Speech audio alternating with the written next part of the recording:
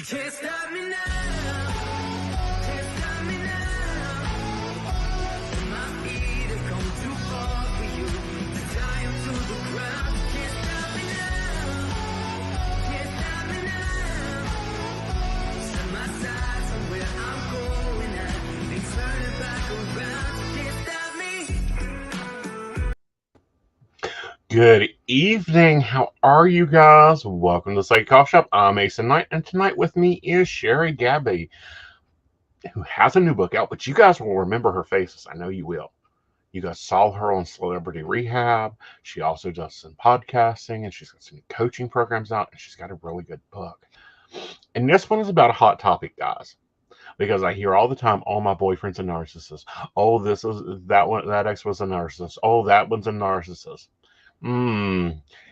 You have a pattern of toxic relationships, get a clue. So, Sherry, tell us about what is this love addiction and signs that they are and do need to be working on it. Well, first of all, Aeson, thanks for having me on your show. I just love your energy. We had a moment to talk before we went live, and you're just terrific. So thank you. So love addiction is just like a substance abuse, only it's a process addiction. It's not a substance. And some people call it a lifestyle addiction. Some people call it a soft addiction. You know, when you think of things like being addicted to the internet or gaming or dating or sex or spending, they're all mood-altering activities, but they're not a substance. But they actually create the same euphoric state that a mood-altering substance creates. So, you know, for addicts and alcoholics, they'll often say, oh, I'm chasing that first high. I want that first high. For love addicts, I'm chasing that love. I'm chasing that love high. And so it has the same things that substance abuse has. When a breakup occurs, there's this withdrawal, and the addictive lover is just longing for that attachment and all those pleasurable feel-good feelings. They over-adapt to what they want. They have no boundaries. They're so afraid of abandonment. They have a fear of letting go. They need others to feel whole. They feel empty. They need constant affirmation. And they have the same withdrawal symptoms, and they give up who they are just to be with that person. And that's why they're so predators, toxic people can just grab them up because they don't want to be alone, and they'll settle. Right. Now, what's this love bombing? Is that different from new relationship feelings? Well, love bombing is what a toxic person will do. And I hate to overuse the word narcissist, but it is true that a narcissist or someone with narcissistic traits is often going to love bomb you. So what does that mean? It means you're going to lavish that person with gifts. You're going to be like giving that person over the top attention. You might be saying things like, I had a guy last year say to me, oh, I'm going to marry you on a first date. I mean, that's total over the top love bombing. You know, it involves over-the-top gestures, sending you inappropriate gifts or lots of gifts, lots of flowers, telling you, I love everything about you. I've never met anyone perfect as you. You're the only person I want to spend time with. So they bombard you with phone calls and texts. They want it's very obsessive, and they want your undivided attention. And they try to convince you that you are their soulmate, like this silly guy did last year. You might hear things like, we're born to be together. It's fate that we met. You understand me more than anyone. We're soulmates. But they don't like boundaries. So you really know you're with someone toxic if you try to set a boundary with them. They're not going to have it. No boundaries. Right. And that's when it's like, no. For me, and I'm thinking most people that have that healthy love situation, it's like, back up, fella, 10 foot. Yeah, you go over in that corner and I'll see you on Friday. Right. Well, but they won't accept that. They, you know, that's when you know you're dealing with somebody that probably isn't good for you, because they just will not accept no for an answer. Right. Why do you think we become addicted to the relationships and get addicted to toxic relationships? Well, you know, I probably will get into this a little bit later also when we talk about you know, trauma, because trauma is a big part of it. But my mission in life is to sort of take away the shame and blame. If you're someone out there that has been getting in these toxic relationships, do not blame yourself. There are reasons. And a lot of it has to do with probably your trauma. But maybe first I'll explain what a toxic relationship is, because like you said, there's so much out there, so much noise about narcissism. So these are some of the telltale signs if you're with someone toxic. A lot of ruminating, a lot of obsessing, unhealthy relationships. There's constant worry. You're always worried what you say to them, what you do. You basically you spend every minute just sort of thinking about them. You twist yourself into a pretzel just to be with them because you're so afraid to be yourself. You're always walking on eggshells, so you always are afraid again of what you're going to say. You feel guilty over everything, and the reason you feel guilty is they blame you for everything.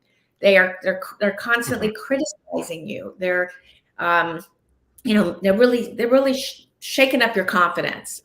You're constantly fighting with them. A lot of ups and downs, a lot of drama. Very manipulative, very controlling. They yell a lot. They insult. Like I said earlier, they criticize a lot.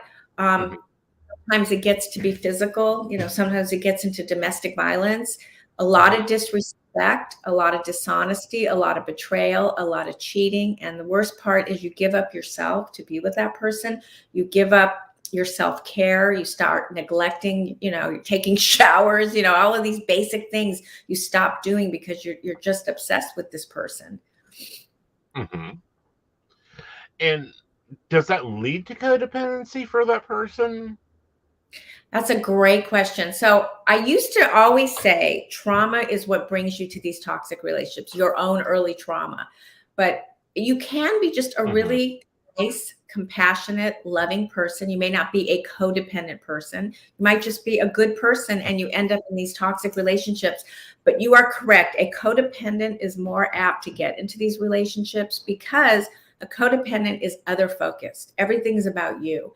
And they get their hit by being needed. And the toxic person gets their hit by, they call it a narcissistic supply, which means they need lots of attention. So these two people kind of find each other. You've got this codependent, needs to be needed, needs lots of validation, wants to be loved. And then you've got the toxic person over here saying, okay, take care of me. They're basically the taker and the codependent is the giver.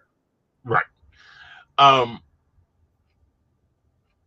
does that, I'm going to put it, and it's going to sound weird. How does that differ from what the media portrays as the traditional relationship? Men make decision, women cook bullshit. Well, okay, so you're probably talking about how do we see these things in the media? So think about like the movie, an example of a toxic relationship would be Fatal Attraction. And of course, I'm probably aging myself, but I think everybody knows that movie.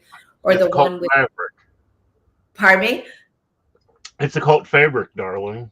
I mean, it wasn't really good when it came out. When you give it a generation, they love it. Yeah, okay, great. Because I was I don't even think you probably were born, Aeson, when that movie came out. But yes, that is a classic movie about obsessive love. I think the movie with Beyonce called Obsessed is a great example. But I'm going to age myself. I am a grandmother and I have a little granddaughter and a grandson. And my granddaughter, who's not quite 6, loves all the princesses. Like nowadays, Disney has every kind of princess. You got Ariel, you got Pocahontas, but there's always like this hero in the background, sort of the prince. And it's like what I grew up with, it was Snow White and Cinderella. Well, now it's all these other princesses. And unfortunately, the little girls buy these little fairy tales. They really do. They do. And I hate to say this, the boys do too. Oh, for sure. They all want to be the princess. They're all looking for the knight. They're all looking for the savior to come in and take them over. But sometimes that armor they're wearing is nothing but tinfoil wrapped on cardboard. This is so off topic, but I just have to throw this out. I took my granddaughter to a Disney. It was so great. Took her to see a Disney show. It was like a theater, and they had all the princesses. And instead of a fairy godmother, it was a fairy god fairy, and he was fabulous, and I loved him. I just had to throw that out. Like, this is so great. This is 2022. We have a fairy god fairy. So anyway, I thought you'd appreciate that. Oh, right? I find it really enjoyable, and it's breaking into the media, breaking into, because I'm going to put it really, really point blank with it. In general, we have a lot of stuff written about straight relationships. We have a lot of stuff written about monogamistic relationships. When it comes to the modern updated relationship, we don't have a lot on, No. gay, multi polyamorous relationships. And these are all like signs and symptoms that are going, yep, that's, for example, the narcissist, yeah, it also sounds like a cowboy will come in and try to rope everything around them. And it's like, no, stay out of my world. Right. Exactly. I think we need more of these role models for all couples, whether you're gay or heterosexual. But definitely, yeah, I agree. And so that's why I was so excited when I saw that, because I thought this is really cool. We're opening, because you're right. I mean, little boys, little girls, we all have fantasies. You don't have to be a little girl to have a fantasy of being rescued. Absolutely. Right. Do you think that, we got a question here, why is codependent being bad? We're not just talking about standard relationship codependency, someone cooks the dinner, someone does the check. We're talking about codependency where you can't decide what you're wearing that day because you don't know what mood he or she is in. Right. I love that. So someone just asked that, is it bad to be codependent? I think why is being codependent bad? Okay, so nothing is bad, but it's only a problem if your life is becoming unmanageable because of that person. When, like you said, Aeson, you're giving up everything for that person. You're bending over backwards. Your life is spinning out of control. You're making that person your whole life. You can't live without having a person in your life. There's nothing wrong with interdependence, where you both are two people that have independent lives, and yet you come together as a couple, where you come together with respect and with love. But codependency is definitely a much more toxic situation. In my case, I was married to an alcoholic, and and this is how I ended up getting into all of this, is I was so focused on him. I was going to get him sober. I was going to get him into rehab. I was going to pay for his rehab. I was going to do this and do that. And it became, my obsession. And when we divorced, I was like, well, now what do I have? That was like my whole sense of being was him. And I share this because even though I'm a therapist or a licensed therapist, even though I do this work, it can happen to anybody. It can happen to anybody. Yeah. So you've got the new book out, but you also are doing something I think is innovative, and we were talking about it a little bit before the show. You're doing Wake Up Recovery online group coaching program. Yes. And I'm going to put it out in the chat here about how to get involved with that. It's also in the show notes for our Spotify listeners. Tell us about the program. Oh, What's it Aeson, about? How's it do? thank you for giving me that platform. I really appreciate that. So basically, a lot of people are struggling with codependency, love addiction, and a toxic relationship. And the best way to kind of get through something like that, there's two ways, is getting a great trauma therapist and getting into a support group. So it's really a coaching support group led by me, a licensed therapist. I go live with them once a month, and I have about, 10 videos every month, a new video, expert interviews on the subject. And for your listeners, I'm offering it for $1 trial. Then it goes to $27 a month. And it's really like a treasure trove. I've been putting this membership together for about 5 years. So there's so much great information. There's no rush. They can go through it at their pace. And they get a live, person once a month to help them kind of work through these issues. They have a community. And that's when I was a single mother, I joined a single parent group. When I was married to an alcoholic, I went into a 12-step Al-Anon. Then I formed this for people just like that who are dealing with the love addiction or the codependency or trying to get into a toxic relationship. So yeah, it's $1 and they can join, and I would love to see them in my tribe. Yeah. And, I'm sure it's more than just alive there. You've got resources there. You've got educational stuff there. You've got quizzes. You've got things to work through. We actually, if you are looking at the ticket at the bottom, there is a free quiz that is to figure out exactly what type of lover you have, if they are a narcissist. Now, I get triggered by that word narcissist at this point because I'm tired of lazy sidekicks. Right. Yeah, you said that to me. And I was trying to, I think what you're saying is there's just so much noise out there about it. It's like people, there's so much noise. There's so many psychics that'll just look and go, oh, he's a narcissist, move on. When it's like, you could not have dated the past 15 guys that they called you about, every one of them being a narcissist. I got it. No, I appreciate you calling those psychics out. I think it's everywhere, Aeson. I'm a licensed therapist, so I use my words, very sparingly because I don't want to insult anyone. I don't want to misdiagnose, anybody. But basically, a real narcissist is someone who lacks empathy, and their brain is actually wired differently, where they cannot see another person's point of view. But a person can have lots of traits. They can be someone who does the love bombing, the gaslighting, the hoovering, but that doesn't mean they're full-blown narcissist.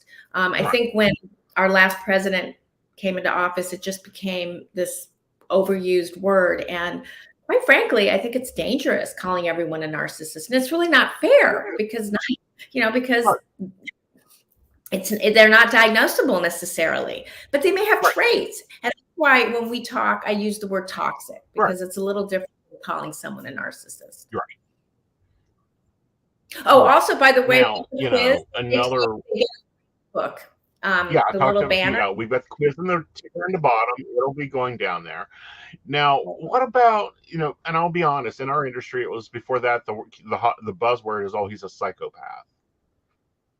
Oh, okay. No, he's just psychopath is like a basic. He's not a killer.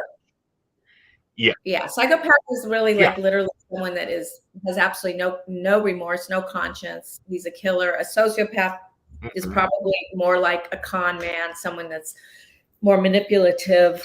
Let's not throw around these words. Let's just talk about who are you with? Well, let's talk about boundaries. Pardon me? Let's talk about boundaries. Because that seems so hard for people to set. What's your thoughts on boundaries and where those boundaries should lie? Exactly. Well, if you're someone who's a codependent, you do usually have trouble with boundaries because, like I was saying earlier, you're very other focused. So if you're other focused, you don't even know what you know. You don't even know what your preferences are. And that probably came, and we can talk about that a little later, from trauma, some sort of feeling like I didn't count, I was invisible.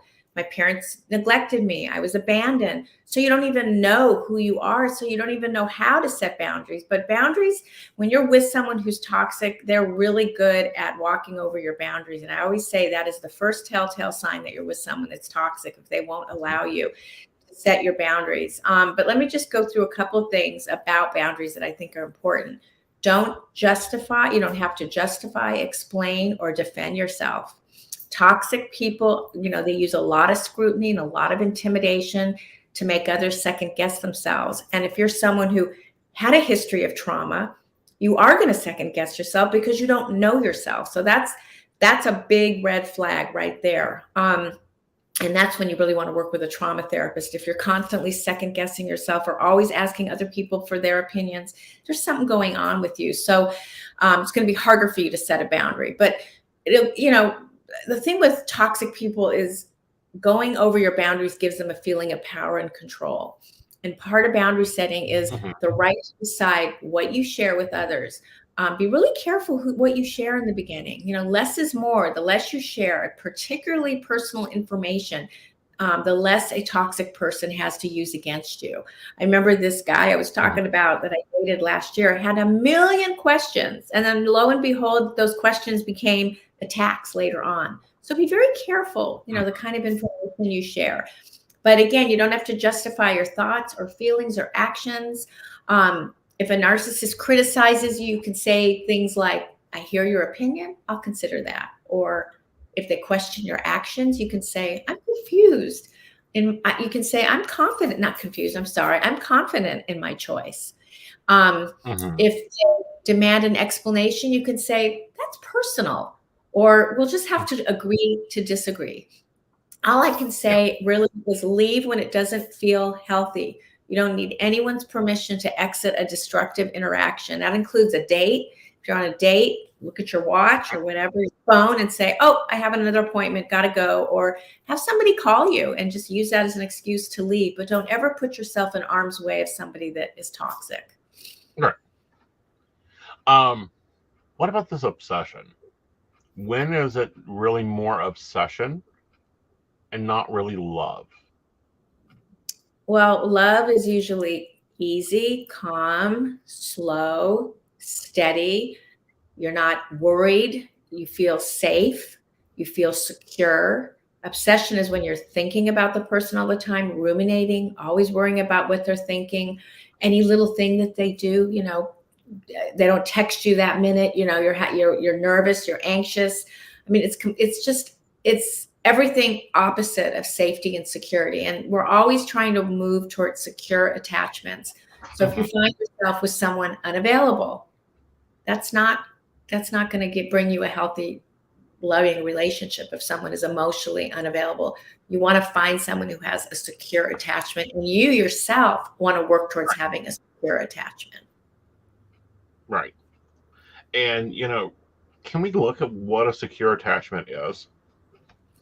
A secure attachment is a feeling of I'm okay within myself. Like Right. I can be in my own skin. I don't necessarily, want to be alone. Everybody, wants to be in a loving relationship. There's nothing wrong with that, but you can be with yourself. You feel the spaciousness of yourself. And when I was talking earlier about trauma, when you grow up and you don't get your needs met, and you have parents that neglect you or abandon you, or you have a single parent that wasn't available, or maybe your parents were addicts, you didn't have an opportunity to become secure within yourself. There wasn't anybody that mirrored that for you. So we're always moving towards secure attachment. And that's why I do trauma therapy. If anybody, is struggling with any of these issues, codependency, love addiction, they probably have underlying trauma that they want to work on. Very much so. And then there's trauma bonding. Okay, so there's different kinds of trauma bonding. There's one that would be like I had with my alcoholic ex. We both had severe abandonment issues, and so we sort of found each other. It's like we were two little kids in a crib together. We just were like a magnet for each other based on our early trauma. Then you can have the kind where let's say your siblings and your parents were neglectful or alcoholics, or they weren't there for you. You as siblings become trauma bonded because you've been through a really hard childhood. And then there's the trauma bonding of a relationship. And this is often the toxic or narcissistic personality, whatever you want to call it, or trait with the codependent, where the toxic person is 1 minute love bombing and then taking it away, 1 minute giving and then 1 minute taking it away. There's this incongruency. And so all of a sudden you kind of get addicted to that drama, like if you think of the cycle of abuse, there's the abuse, then there's the honeymoon phase where they're really nice to you, and then you get sucked back in, and then there's the abuse again. And so there's this cycle that's formed, and then a trauma bond is formed. Because you literally are addicted to the peptides of that dramatic relationship. Right. What is your view of after you've been through that? You're more likely to get into another relationship that's like that because you've changed without working through that trauma. I think it's very likely to move on to someone else.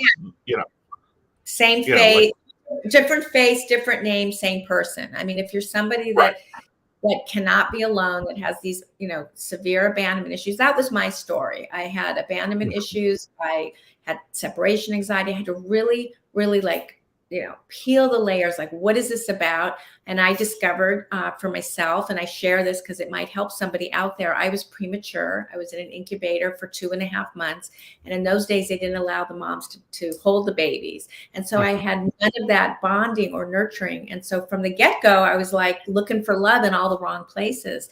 And so whatever your trauma is, you really want to move that energy out of your body. You want to really heal some of those inner child, inner mother wounds, whatever they are, so that you can win somebody healthy. You can, the law of attraction, you only attract what you are. And if you don't work on those issues, you're going to keep repeating those patterns. Now, the addiction to the toxic relationship, it's not like a 12-step program to addiction. Never get into it. No, there isn't like an addiction. There aren't 12-step like, hi, my name is Sherry. I'm addicted to toxic relationships, but they really are an addiction. They actually create the same sort of, I used the word peptides. I mean, it's basically creating that drama cycle. And then you go meet somebody that is really nice and you're like, oh, go away. That's because you want what you know. You know, we always want the familiar. So if you were abused, you could find someone abusive. If you had if you were neglected, you end up finding someone that's unavailable. I mean, this is human nature, but it doesn't have to be that. It's about getting to the edge of the discomfort of something new, someone who's available, someone who, again, I'll go back to that word, someone who has a secure attachment. Right. And someone that's comfortable in their own self. They can be left alone. You don't have to plan their lunch, what they're going to do while you're busy. You know, we do, Are You the Asshole segments on here with my co host when he's on. And we did one of them recently was the woman was set to have a Zoom session through therapy, a Zoom therapy session. And her boyfriend threw a whole fit because she didn't plan him a lunch and to go do something while she was in therapy. And I was like, asshole. Wow. Yeah. Yeah. Well, I mean, that's like there's no sense of own self. There's no agency. There's no agency there for sure. Right. And that could be a very much toxic relationship. And, let's talk about therapy because that's what you do most of the time is therapy. What are some signs of some good, anti-toxic therapy? Therapist. What would that look like? What are some good signs that you've got the right practitioner for you? Okay. So if you're somebody that does have some of these early wounds that I was talking about, where you were neglected or abandoned or abused, you want to find someone that is a trauma therapist. You don't want to just do talk therapy. There's different kinds of trauma therapy. I do something called somatic experiencing, which is basically literally getting out of the fight flight and getting the energy out of your body. It's not a hands-on modality. It's more of a like talking. You're basically talking about what the trauma is, and then we try to find it in your body and release it. There's something called EMDR, which I don't do. And that's eye movement desensitization. I always forget what the R is. Sorry, but it's EMDR. And then there's tapping. Tapping is a fantastic modality for getting the energy out. Trauma is basically you either have a fight, flight, freeze, or fawn response. Fawn is people pleasing. And so what we want to do is we want to get you out of that place and regulate your nervous system. We want to teach you how to self-soothe so you can be alone with yourself. So yes, if you're somebody that has, a background of being neglected, abused, abandoned, or God forbid, molested, you want to find a really good trauma therapist. You also want to find a really good support group. You want to find a really safe place where you can share with other people that will get you. There's nothing more powerful than being in a group with other people that have been where you've been. I mean, it's been the greatest healing for me is being in these groups. And that's why I formed Wake Up Recovery. And that's why I call it Wake Up Recovery, because literally when you're getting out of these relationships, you're like really waking up. When I got divorced, it was like, oh my God, there's like a world out there. Like, wow, There's other people, other things. Right. And that's so simplistic, but when you are in one of these codependent, love addicted relationships, you really do. The world sort of stops around that person. You're literally, I always say the drug addict is addicted to the drugs or the alcohol, and you're addicted to the person. Yep. And people can be drugs. I'm sorry, I will agree with that. My first husband, the devil himself, was a drug. And it was really weird coming out of that and like starting to real date and go, oh, this is dating. You're paying for the check. Okay, well, what the hell is this? You didn't know the rules, or you didn't know the. Yeah. Well, you must have been very young when you got married. I did. I met him when the first marriage was at 18. She was fun. She was great. She's lived her lovely life. I've moved on. He was not so fun, not so great. I bought the t-shirt, the video, and have the restraining order. Wait, you were married to a woman and then you were married to a man? I was married to a woman for like 6 months. It didn't work. Just wasn't enough closets in that townhouse. Got it. And then met a guy. We were together for like 3 years, 6 months, and 5 days. Mm. And it was a disaster and a half.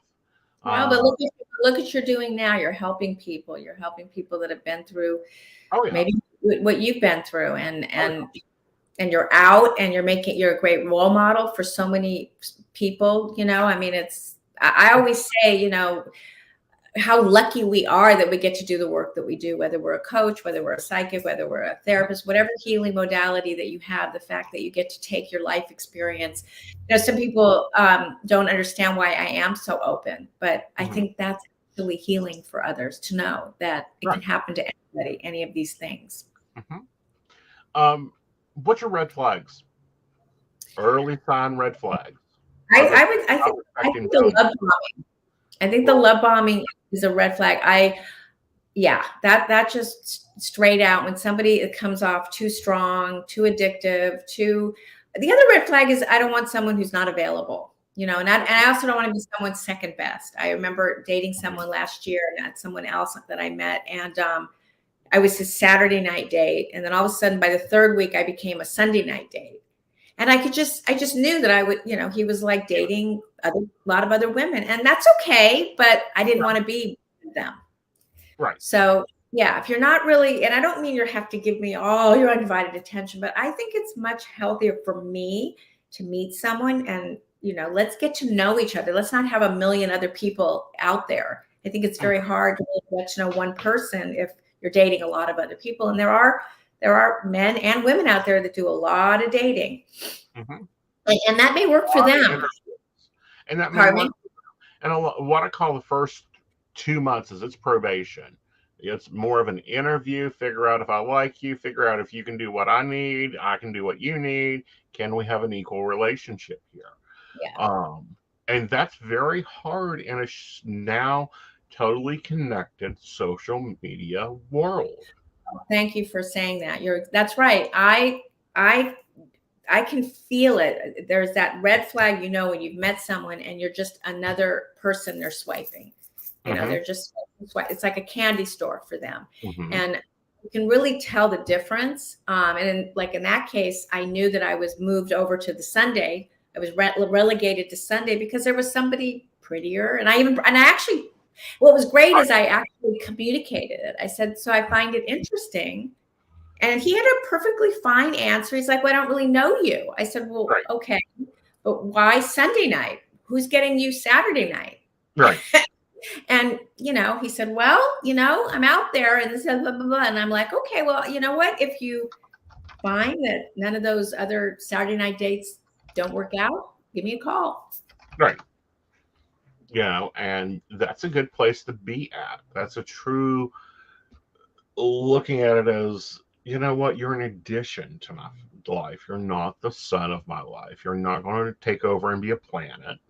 We're going to see if your galaxy fits with my galaxy. Yeah, exactly. Everybody, everybody has a right to date their own way. But in the digital era of dating, it's you really do have to have your eyes open because, and you really can't be online or on those apps if you have any sort of feeling of, oh my God, he's ghosting me, he's abandoned me, he's rejecting me. You have to look at it as that is the nature of that app. And if you can't handle it, don't be on an app.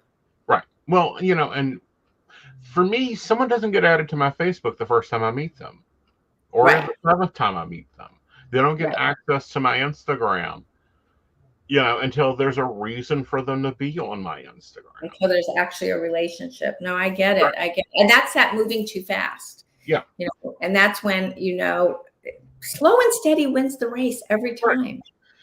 Do you think people are still, half the problem we're seeing out of relationships now is the social media speed up of constant communication? I do. I think, I'm a little older. I'm not a little, I'm probably a lot older than you. And I think there is, and it doesn't matter because I'm just as addicted as the next person. I mean, I have a huge, if anybody wants to go to my Instagram, it's Codependency Curious. And I'm on there all the time. So yes, I think that we're constantly looking, searching. It's all this, you know what it is? It's your nervous system is unregulated. You keep wanting and craving and you want and you want and you want and you want. And let's just slow it down, guys. Let's slow it down. So let's slow our dating down. Let's slow our, our fixation on people down. Let's slow down fantasies. That's right. I didn't really talk about that, but love addiction, there's a lot of fantasy of who you think someone is, not who they really are. Like, slow it all down. And take time to think it out, because you can come into a relationship perfectly independent, psychologically healthy. You have trauma you have dealt with, you've boxed it up, you've put it in a box, and 3 months in, they've wrapped your world completely around you. And it's like, I'm getting ready to move across country because your job changed.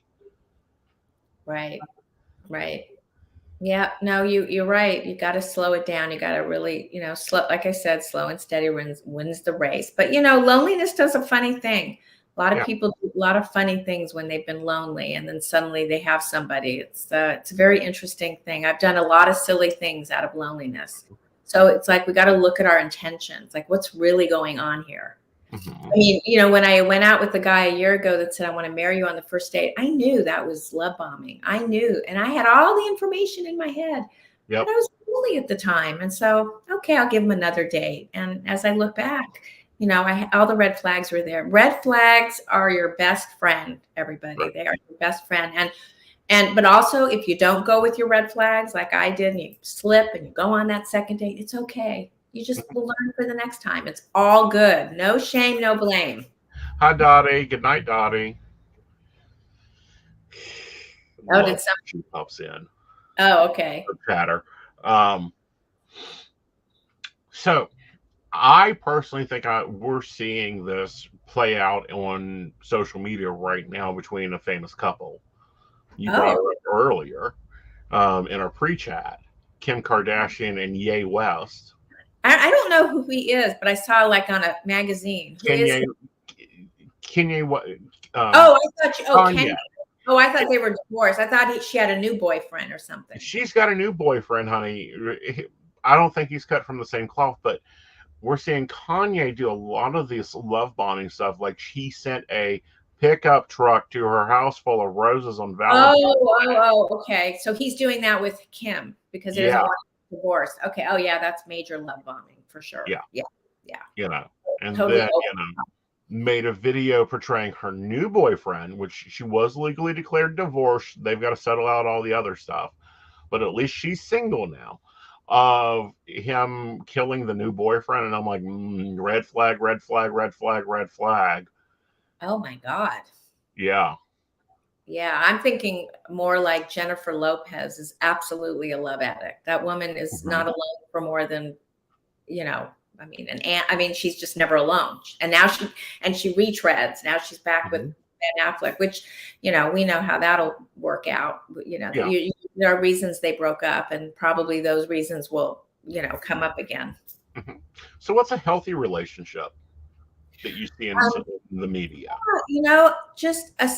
I'm going to just keep it simple. Something that makes you feel safe. You feel secure. You feel like they respect you. You feel like you can communicate about anything. You have a great physical connection. You're great friends, you want to be with that person. There's a good energy, but it doesn't but you don't feel insecure. You don't feel like, there's like trust, lots of trust, safety. I think that's really, and that's what makes a healthy relationship, is that trust and safety, for sure. I'm dating myself here, trying to remember who played Chrissy on Three's Company. Suzanne Summers and her husband. That is probably one of the healthiest relationships we see in social media now. Yeah, you know what? That's a great example. They're adorable. And he's a lot older than her, but they look they look super happy. You're right. Ice-T, he's been married to his wife, I think, 30 to 50 years now. She's backed him through everything. Sting. Yeah. Sting has been married for a long time to the same woman. What about what's his name? Oh my God, the first person that got COVID that everybody talked about, the Private Ryan. Wait, who is that actor? Oh my God. Give me a minute. I got the power of Google at my hands, honey. No, what is his name? I'm feeling so old right now because I can't think of his name. He's married to Rita something. Tom Hanks. Tom There Hanks. you go. Do Yeah. they have? They look like they have a nice relationship, but who knows? We don't know what's really going on, do we? Yeah, you don't normally. Yeah, Tom Hanks, that's who we were looking at. He has a very long-term relationship. It looks stable.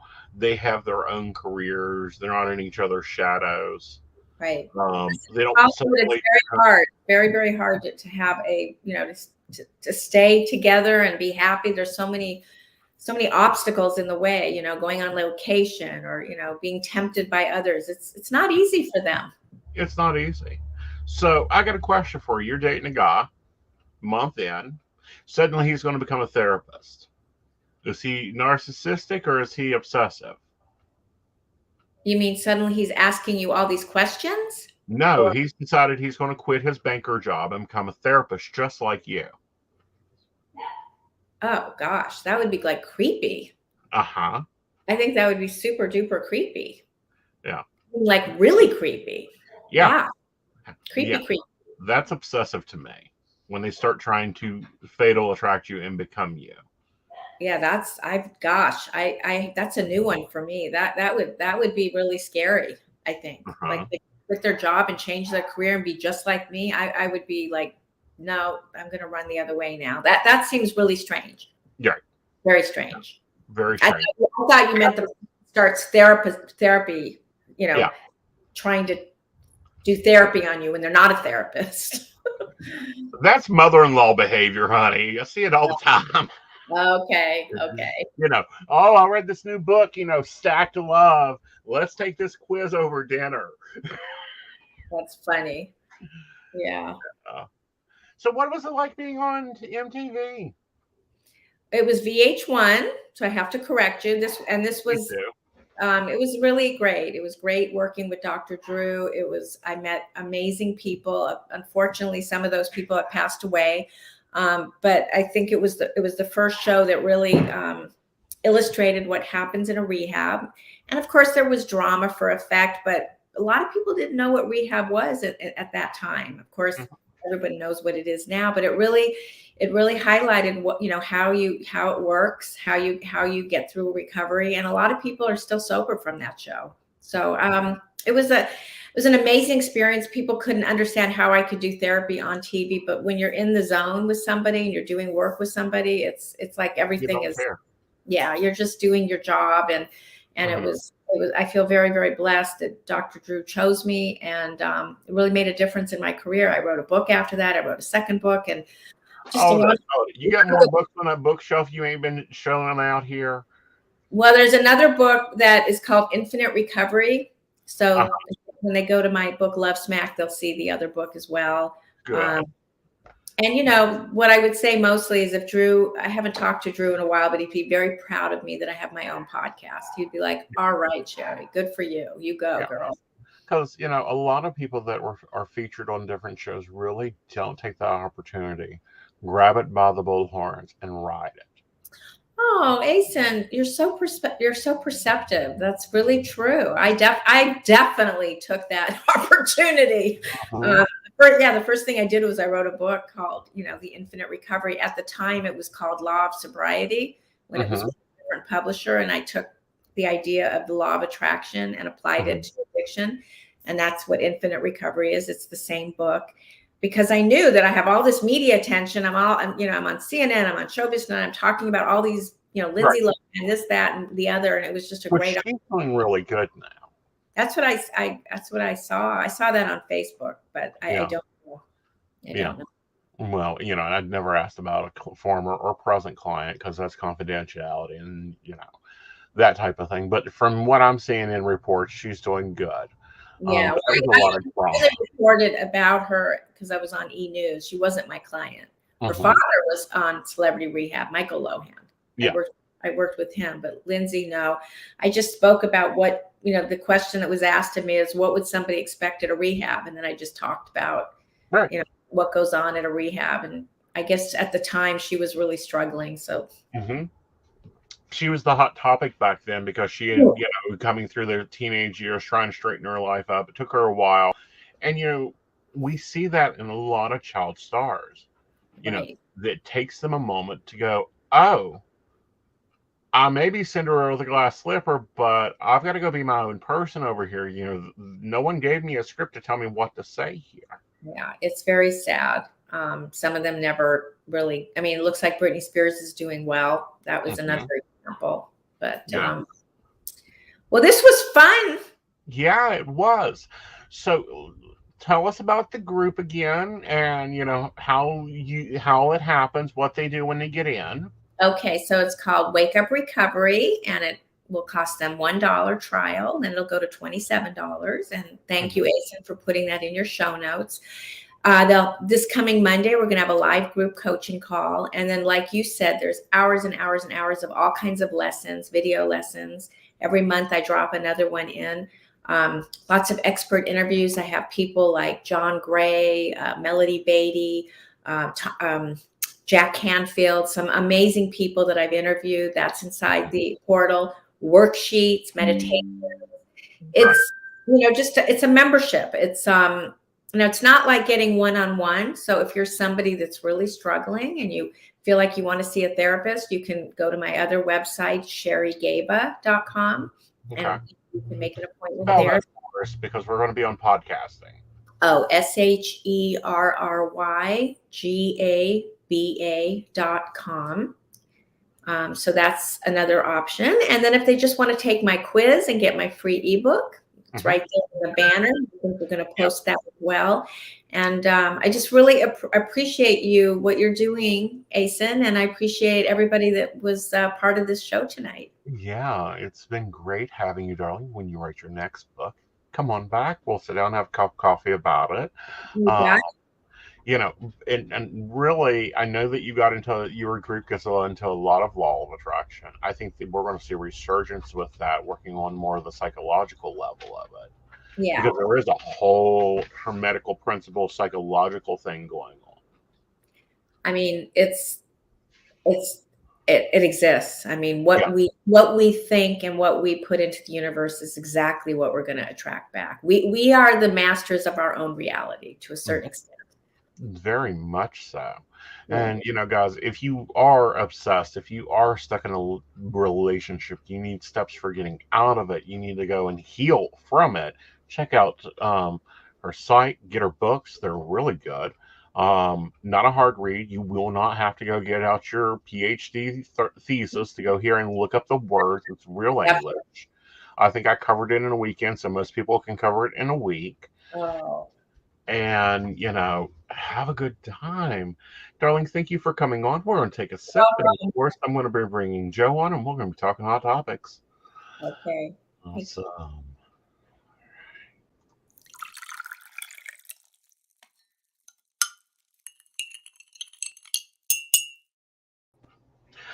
Hello, darling.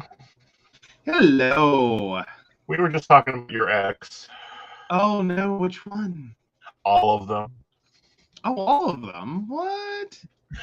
Narcissistic, toxic relationships. Oh, well, there are some of those. Hey, Devin, and Dottie and Brenda, and I'm assuming Shannon. Yeah, Shannon's around. She's been popping in between servers. Oh, yeah. And then we got Phoenix. Awesome. Yeah. Oh, yeah. So sounded like a very interesting guest and a very now topic. Mm-hmm. I mean, like, right. Pandemic shut you in for a while. All right. You learned some things. You got to see people when they didn't have, like, a moment. Right. Or two. Yeah, to like readjust the mask and pretend they were someone else. Mm-hmm. So yeah, I'm sure a lot of people are reevaluating their spousal choices. Have been. All of us have been. Oh yeah. Yep, she was on YouTube. Then you posted it, and she went into, of course, the barista chat. And, then she came into the break room. So Biden has apparently banned Russian oil. Good job, Biden. Hey, fair enough. I mean, a lot of, well, and then Russia in general is just getting banned, period. Well, Like we are. Russian vodka, like even now Virginia, I know West Virginia was trying to, I think we may have uh banned like Russian vodka, Russian based liquors. Russia's, I mean, should be loudly getting the message you done screwed up. Right. But here's the thing is all the Republicans are going, oh, gas prices are going to rise. Really? Yeah. Let's see. Every company except Shell, when the oil prices crashed in Russia, started buying up their oil quickly. Except Shell. Everyone else got their asses called out on it. And then Shell went, oop, we're not buying it either. No, no, no, no. And yeah, we use we don't use that much Russian oil. If it was the Emerald Isles, we could see that. Well, but then, in the rest of their products that were shutting down, kind of like Shannon saying the less than 10% of Russian liquors we were selling. Now, there's another big thing going on there is banks are pulling out of Russia. Yeah. As well as Visa, MasterCard. Like, I don't think there's a single credit card company. Not one credit card is working in Russia now. Yeah. Well, basically, in the meantime, well, now that's a misnomer. If you're Russian traveling abroad, or Russian issued Visa, MasterCard, etc., that's dead. Right. You are SOL at the moment if you're traveling abroad. Now, if you're still within Russia, those cards are working domestically. Right. At least at the moment. Right. But now this is pushing them closer to looking at Union Pay, which is a Chinese-based company. I think the world's eyes, as far as banking, are looking at China going, oh, don't do it. Don't do it. Yeah, see, and now they're saying it's hitting a record high of $4.17 a gallon. Guys, I've paid more. This is false news. Well, I mean, yeah. Technically, I think we have paid more. I'm still back to like, what was it? 2005? Yeah, 2005. When gas prices soared. Gas prices soared in 2005. Right. Because I was reading that news today as the highest gas prices we have ever paid at the pump, and I'm like, nah, I'm pretty sure it was higher. Right. Like we were, like maybe it was more locally based, but I'm going, no, I'm pretty sure it was higher a few years back. Right.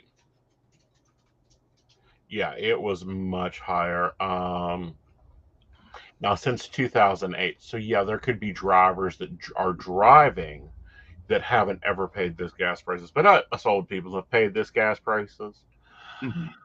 Okay, this is nothing to do with the ban on Russian gas. This is totally to do with the political arena wanting something to talk about, so they'll cover up the other bullshit that Russia is doing. Well, and moreover, it never let a good tragedy go to waste. Like it is a real American business motto. Right. And it's the general motto of capitalism is we were already shaky on the idea that, this could, raise gas prices because Russia does provide fossil fuels into the marketplace. 8%. Yeah. 8%, guys. Really? Yeah. Inflation is 0.5%. And if we were talking about gas prices went up like 8, 10, 15%, maybe I would be there. But we have, as much as we've currently jumped, there's more to it. Yeah. Because if we're looking, I believe they were the number I saw is the national average is currently like 4.44 a gallon or something, 4.14 a 4.17. gallon, 4.17 a gallon. Okay, so I like, and maybe I'm wrong, but 4.17 divided by, I know I paid 3.38 recently. Yes. Yeah, that's 123%. Yeah. That's not Right. 8%. This is them taking advantage of the market and the market instability in two ways. One, they already have Russian oil they bought, but they can't import here. They can't import to most countries. So now they're stuck with it because they hit that clearance sale. That clearance sale bit them in the ass. Like bad green beans. Well, yeah. Yeah. But I still don't think 417 is the current highest ever. No, it isn't. 685, I believe, is the current highest ever, and that was, I believe, that either Desert Storm or Katrina.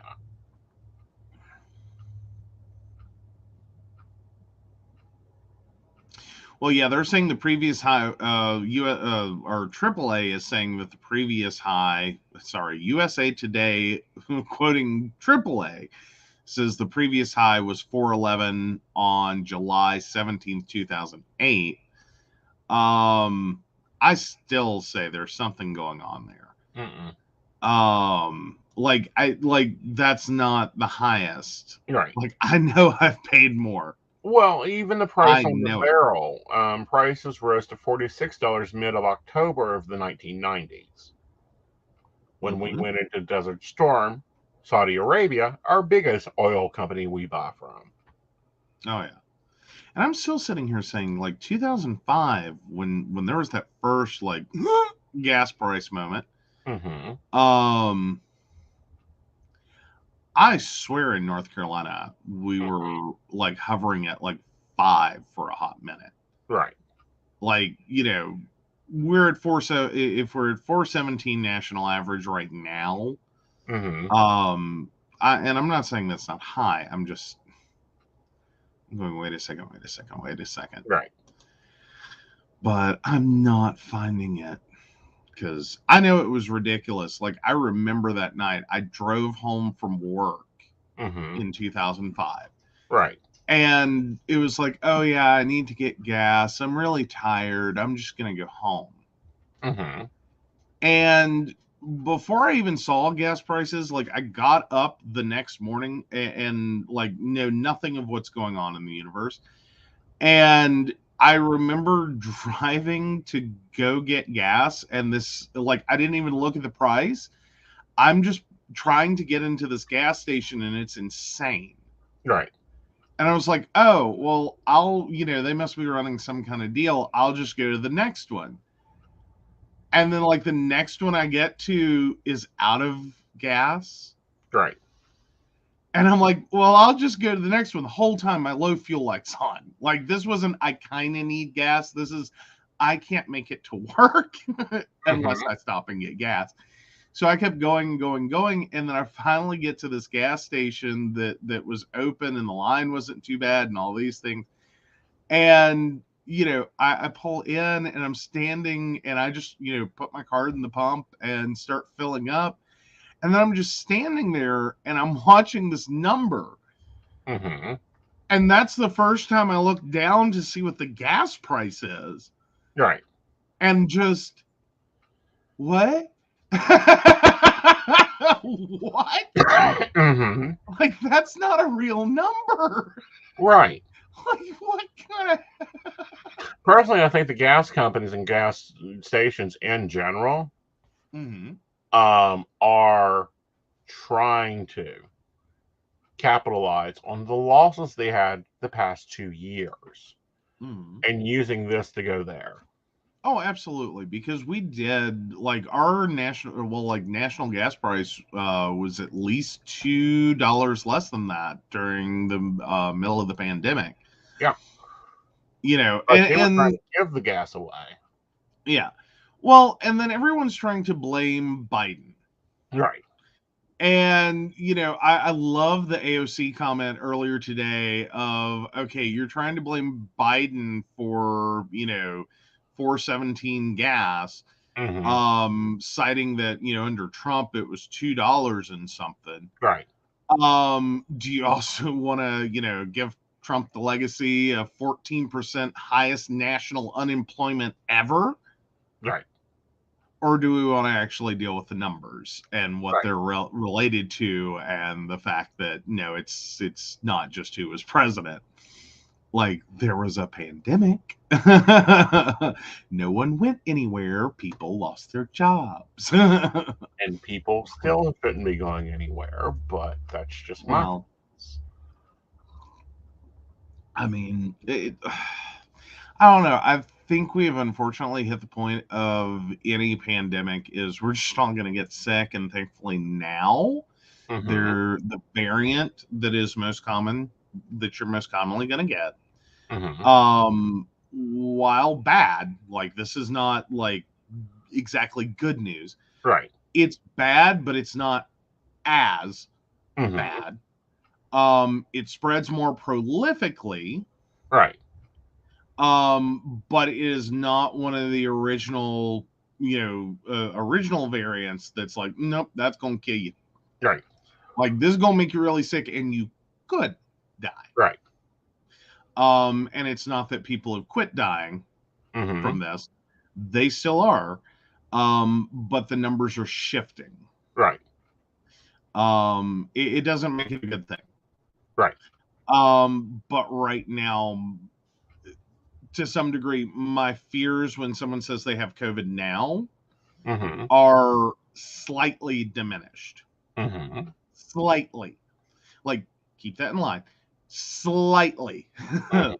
I'm slightly more optimistic about their health outcome. Right. Than I would have been 2 years ago. Right. So, does that mean we should all go out, have a great big giant, like, party, maskless, inches apart? No, that's not how we handle that. Devin's comment, Trump could have kept this pandemic from getting so bad. Yes, he could have. He could have been honest, but he was too busy playing up to Putin.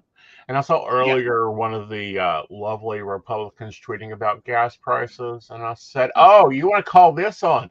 Let's talk about your past two boys here. One was sucking Putin and under his permit, and the other one was trying to get gas as high as he can get it. So don't even start with me, Capito." Oh yeah. Well, no. It's been a wild and rocky couple of presidencies, and personally, right now, yes, as like any other household, I have to say, if 417 gas is the cost of going against Russia, with lowered unemployment, we can afford that better. Yeah. Because, have you seen what our jobs are? I mean, I moderately had more calls during the pandemic. Like business-wise, let's be honest. People were, like, one, with a shortage of chips, with a shortage of production and manufacturing, with a shortage of shipping, with a shortage because truckers weren't getting paid, not because there was a shortage of truckers, but that's a whole other show. But with all the random shortages, people were predominantly looking to fix, not buy. One, because the prices to buy new, because I did have to set up a couple of clients in that way.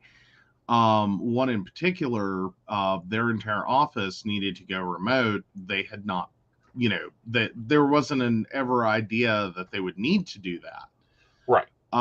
So of course none of these employees had laptops. Right. Which boggles my mind. Like, well, I'm sorry, I came out of the corporate world back in the early 2000s. You were assigned a badge and a laptop. Well, right. And if we were talking a Fortune 500, a Fortune 5,000, that would very much make sense. If you have 100 and some employees, you need a disaster recovery plan that involves laptops at bare minimum. But this was a very small business. You know, they had roughly 10 employees. And that's a very rough number and a very wonky number. Some of whom did have laptops, but the core office people, you know, who reported to the same physical location day after day after day, did not. Right.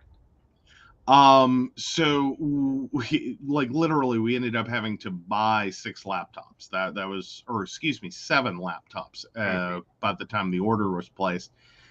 And there's this whole moment where I'm looking for computers and I'm having to, you know, out of stock, not available, you know, yada, yada, yada. Dell can't fulfill. They're not even trying. And so we're having to look at systems that I'm just like, 1, this is a little bit overkill. But 2, this price is ridiculous. Right. Like, I can tell you right now, this system, because the fundamental price on that system was something like $6,000 a machine. Right. And I'm just looking at it because it's a gamer level laptop. Right. Like, that's what it was originally designed for. Right. Was gaming. And it was supposed to be a premium gamer system at that. Right. This machine, pre-pandemic would have been expensive. It would have been about $3,500 to $3,900, somewhere in that band. Literally, there was just by, you know, market force, that machine ended up jumping to almost to $6,000. Right. Well, and I'm sitting here going, it's not worth it. It's like other things we priced out, because also during the pandemic, we rotated to the Aeson systems, and that was interesting. We, you know, and we as a small business made the decision, it's cheaper to rent the damn thing. Yes. At that point, it was like, it was seriously at that price point, like that was the better choice than trying to buy outright. Yeah. And you know, there was a legit moment of, I looked at you and said, I can't get parts. Right. Like, I can't build a system right now. Right. You know, I'm lucky when I can get a hold of the things that I actually need. And no, there's no way I can, you know, go out and buy parts for that. Right. Well, you know, and on March 15th, I'll have Betsy on, and we'll be talking about pivoting and business developments and business changes, and how we as business owners have to think of these things now and to be able to pivot quickly. But, you know, gas prices right now, I'll be really bitchy. We haven't gone anywhere for 2 years. We don't need to go anywhere now. Not really. I mean, we're still doing like essential travel fundamentally. I just end up like, now those of you who are on my personal Facebook page saw me post this past week that like and I found one of my comments interesting, and I'll get to that one in a second. But I was just kind of sitting around and saw that I had a notification from Google about my driving for February. And it's like, okay. And I go and look, and I drove like 1,500 and some miles. And I went, well, that's why I'm so tired. I was on the road. And it pointed out I was on the road for nearly 47 hours in the month of February. And I went, oh. But you know, when sometimes you're looking at a graph and you start scrolling it, and you realize that this is not its peak value. And so I'm flipping through, you know, prior years, and I get back to like January 2019, when I apparently drove like 4,000 and some miles. And that's not even the peak value. The peak value was the month before that. At a whopping 5,000 some miles in 1 month. So in the December 18, January 19 combo, I put over 10,000 miles on our car. Yeah. 2 months, just, yeah. And then I'm going back because I make, there's things that register for me. If I have to get 2 oil changes in the same month, that registers. I've done a lot of driving. Like, because I know that it's like, well, I did, at least 3,000 in the prior time period. And then somewhere in there, I did 3,000. Having the realization that we had a roughly almost 4 oil change 2-month period. Yeah. Is like, well, I know why my engine blew up. Like, honey, I have told you a lot of work on the vehicle. Told you this before, and explained to you that before we changed our business model, we were only home 12 weekends in a month. 12 weekends in a year. Yeah. We were on the road for 40, at least 40, sometimes 44 weekends. If we can remake the calendar so we have 12 weekends a month.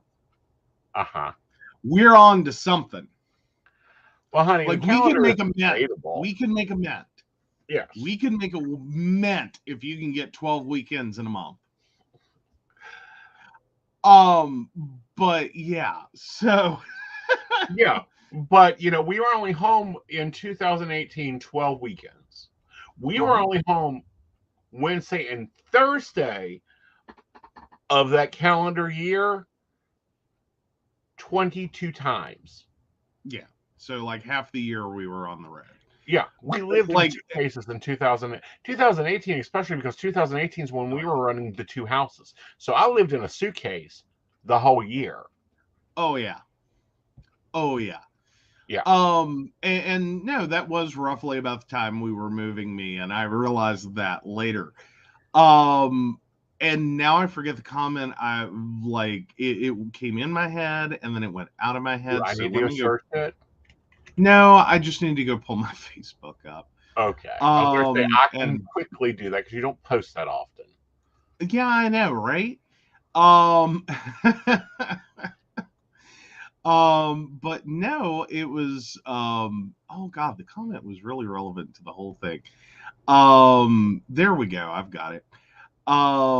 So anyway, one of my friends was like, yeah, I noticed this function recently too. It's literally a tracking device. And I'm like, yeah. Has been. Like, who is unclear on this concept? Your phone, like, hi. You were worried, like, if you're out there, like, this all tied into the pandemic thing.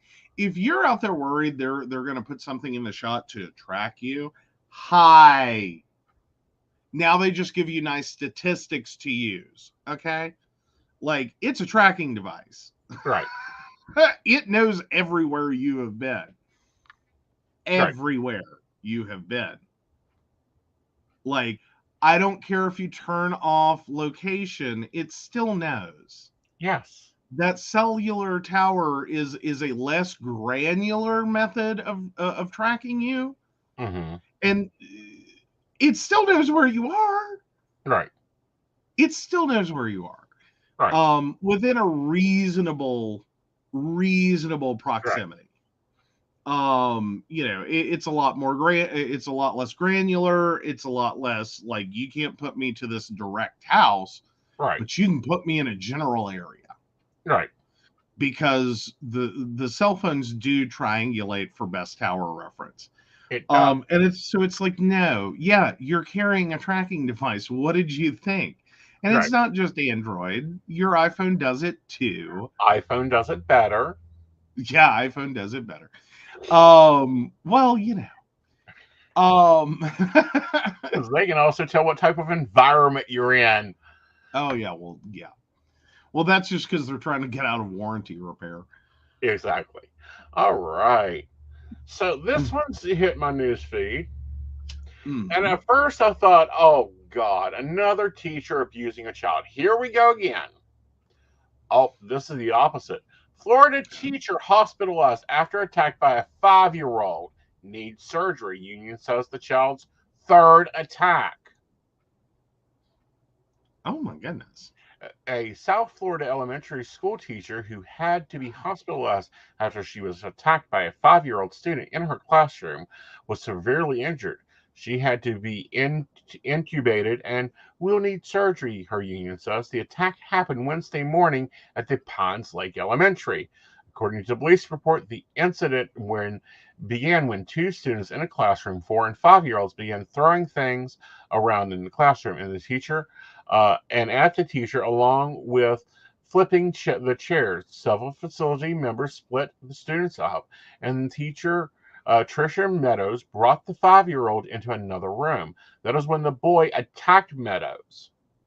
He actually ran and attacked and jumped on her with his whole body weight. She fell to the floor, which caused severe injury and other bodily injuries, where she will need surgery.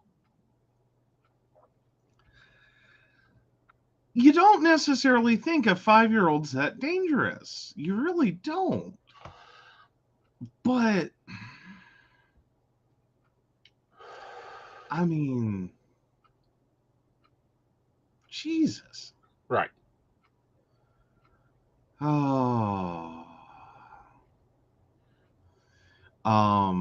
Granted, there's additional parts of the stories. One parent who did not want to be identified said that her child is in the same class and is a special needs classroom. And pointed out that the same 5-year-old has also attacked other students, causing black eyes and other injuries. So not only is this child dangerous towards adults, this child's also previously been dangerous towards other students. But additionally, I think I don't want to call this out specifically exactly, but being a special needs classroom may also help to explain what kind of happened there. Because fundamentally we do run into issues with people that have, and I'm by no means, and this is why I'm careful how I'm pulling this out, it's not that everyone who ends up in a special needs classroom is a threat and a danger to others. That's not what I'm saying. But we do run into situations where people that have special needs, part of that is uncontrollable rage. And some of that is because of their special needs status. And that special needs status is such that they do exhibit in a uncontrolled state near superhuman strength. Right. Like that's what their body chemistry does. Is throw out enough adrenaline to throw a car. Right. But the parent goes on to say, you consistently get this from one student. 2 students. It's an issue, the parent said. However, this is not the first time this has happened at this school in this classroom. I feel like there needs to be proper support. This is a special needs classroom. However, they are not equipped to deal with things like this. Parent went on to say that they needed to be held accountable. The parents need to be held accountable. The district needs to be held accountable. They've dropped the ball. And unfortunately, Ms. Meadows probably will not be returning to the school after that surgery. Yeah, and I'm thinking this is also going to most likely turn into quite a hefty lawsuit against the district. Because there's no way. Because what I'm troubled by is this seems like this was a completely alone teacher. Yeah. And that's not your general setup for special needs classrooms. Right. Just because when you're in that situation, the last thing you want to be is alone. Because typically these are smaller classrooms to start with for more individualized, specialized attention. But even at that, If even if you're only dealing with a handful of students in that classroom, if you have to focus all your attention on one or two of those students, you're completely diverted from the rest of them. Right. So that should generally be at least a two-person tag team. Well, it depends on the IEP because each student may need their own assistant, and that's what this is sounding like. This one needs a bodyguard.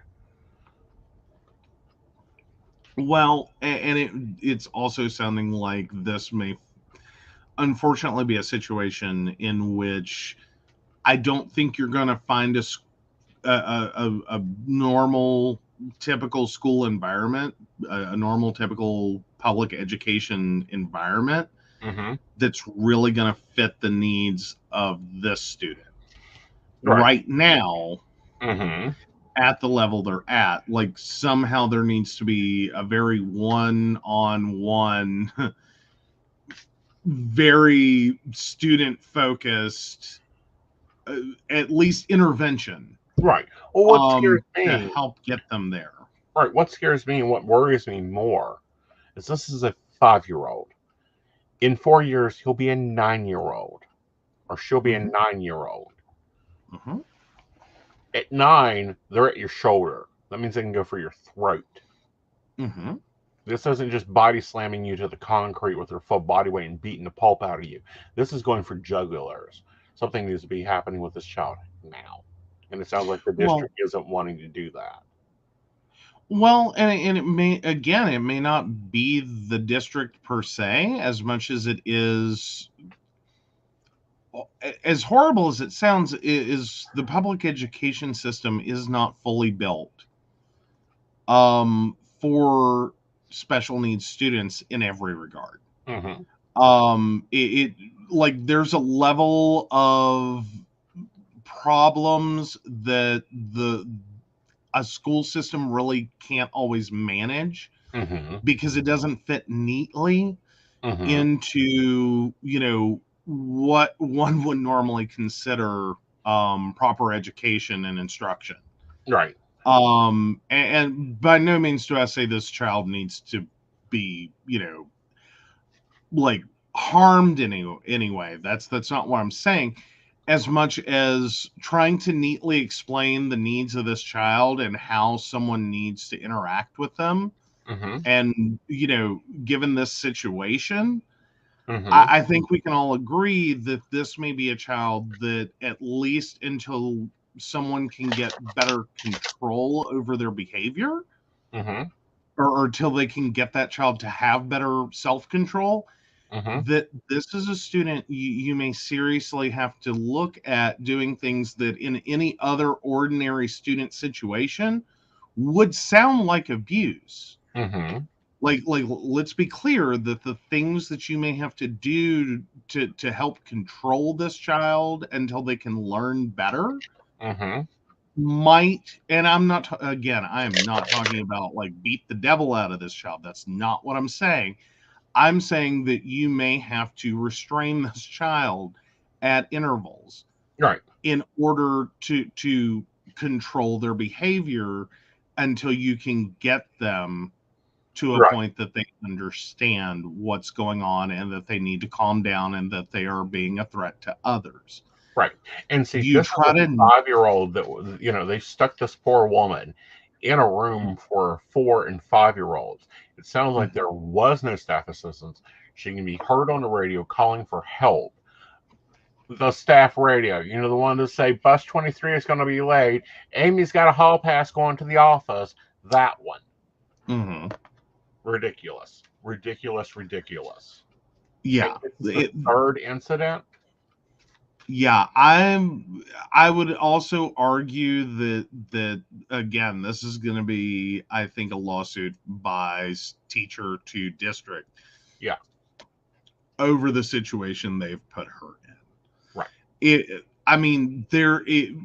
If it were a one-off situation, a one-time thing, I don't think there would end up being a lawsuit. Like, it's a freak incident. We'll, adapt better. But if this teacher has been hospitalized multiple times because of actions by one student, how many warnings did you need? Well, what How happens many when the three warnings did the strikes are district out? need? Okay, if the first 3 times he or she hit a student, why weren't they put out? Well, and that's just like, he's already hit this teacher multiple times. And then there's the issues with other students. Right.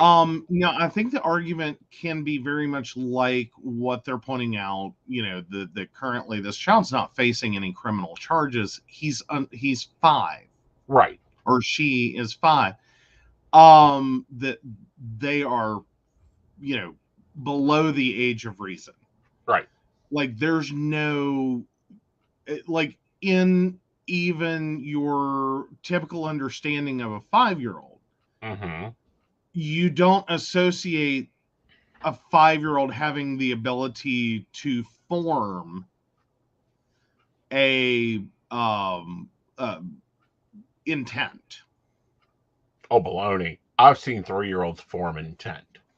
Well, but the theory goes that at this age level, a lot of this child's actions are, and not this particular child, but any 4 or 5-year-old, etc., they're acting without understanding the consequences. They're acting without understanding repercussions for their action. Like, none of this are they actually forming a real intent to do harm, as much as they are acting without control. And that because of that, how do you charge a 5-year-old with a crime? Battery. Well, but again, if you can't establish that any ordinary 5-year-old has a real understanding of the consequences for their actions while they're committing an action, how do you charge a child of that age with a crime? Right.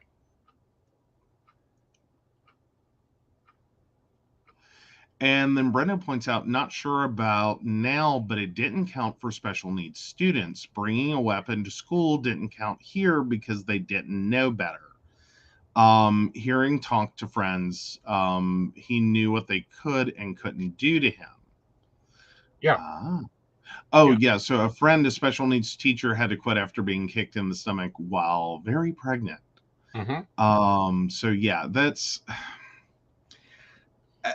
and to some degree, I can't inherently disagree with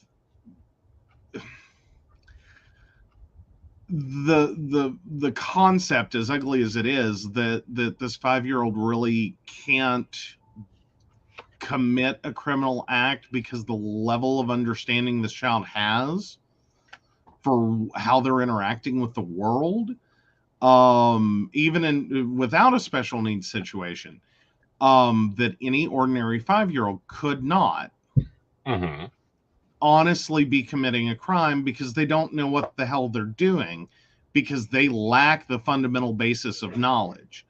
Do they know they're doing something in the moment that they probably shouldn't? Yeah. Can they actually form, a coherent understanding of like why? No. Right. I really don't think got a question. We'll take that question. So Devin 31678, will my youngest do okay living in Florida with her friend? She's moving in this year and I worry. Well, all right, I'm going to lay it out here. It's really interesting how it laid out. First, we have the Empress and Emperor here being a very balanced pair. Then we have the King of Swords and the Queen of Swords. So this is 2 couples trying to deal with things. One is unsure, the other one's stressing themselves out. But at the end of the gate, I want to say who's planning on putting on a sewing room. I wouldn't do it so soon, because we have the 6 of Cups here, which is the prodigal son or daughter returning home.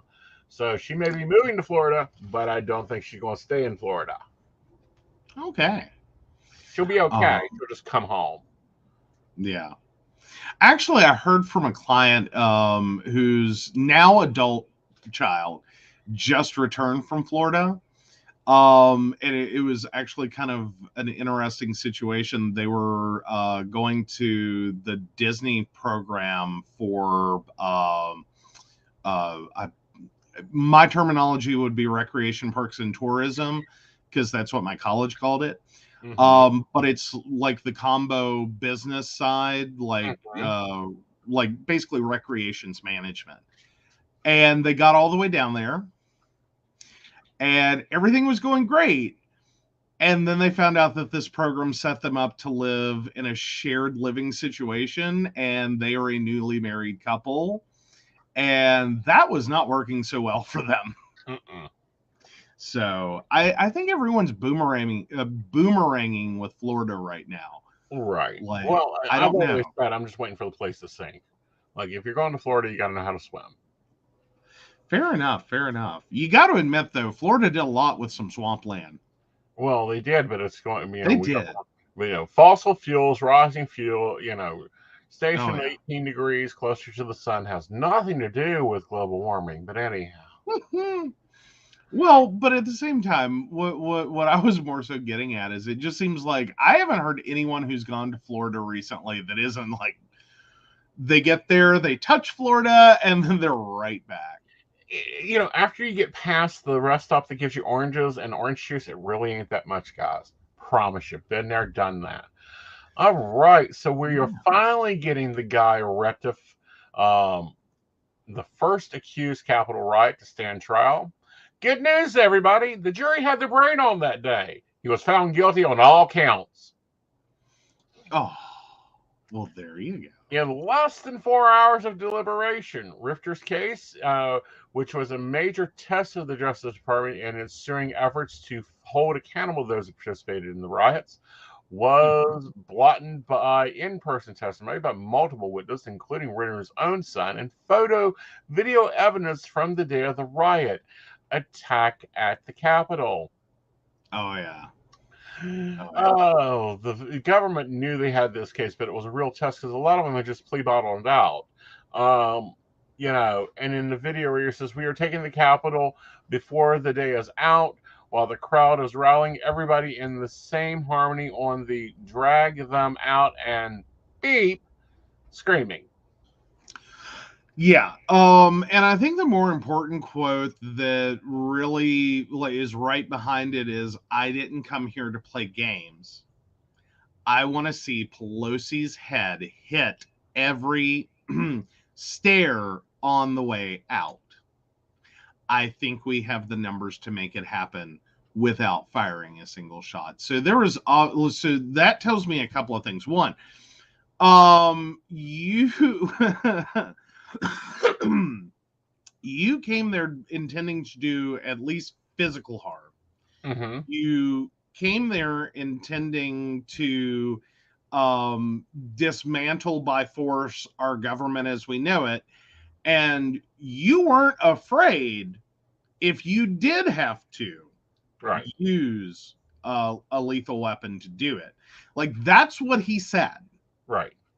Like, that's the reality of those words is, no,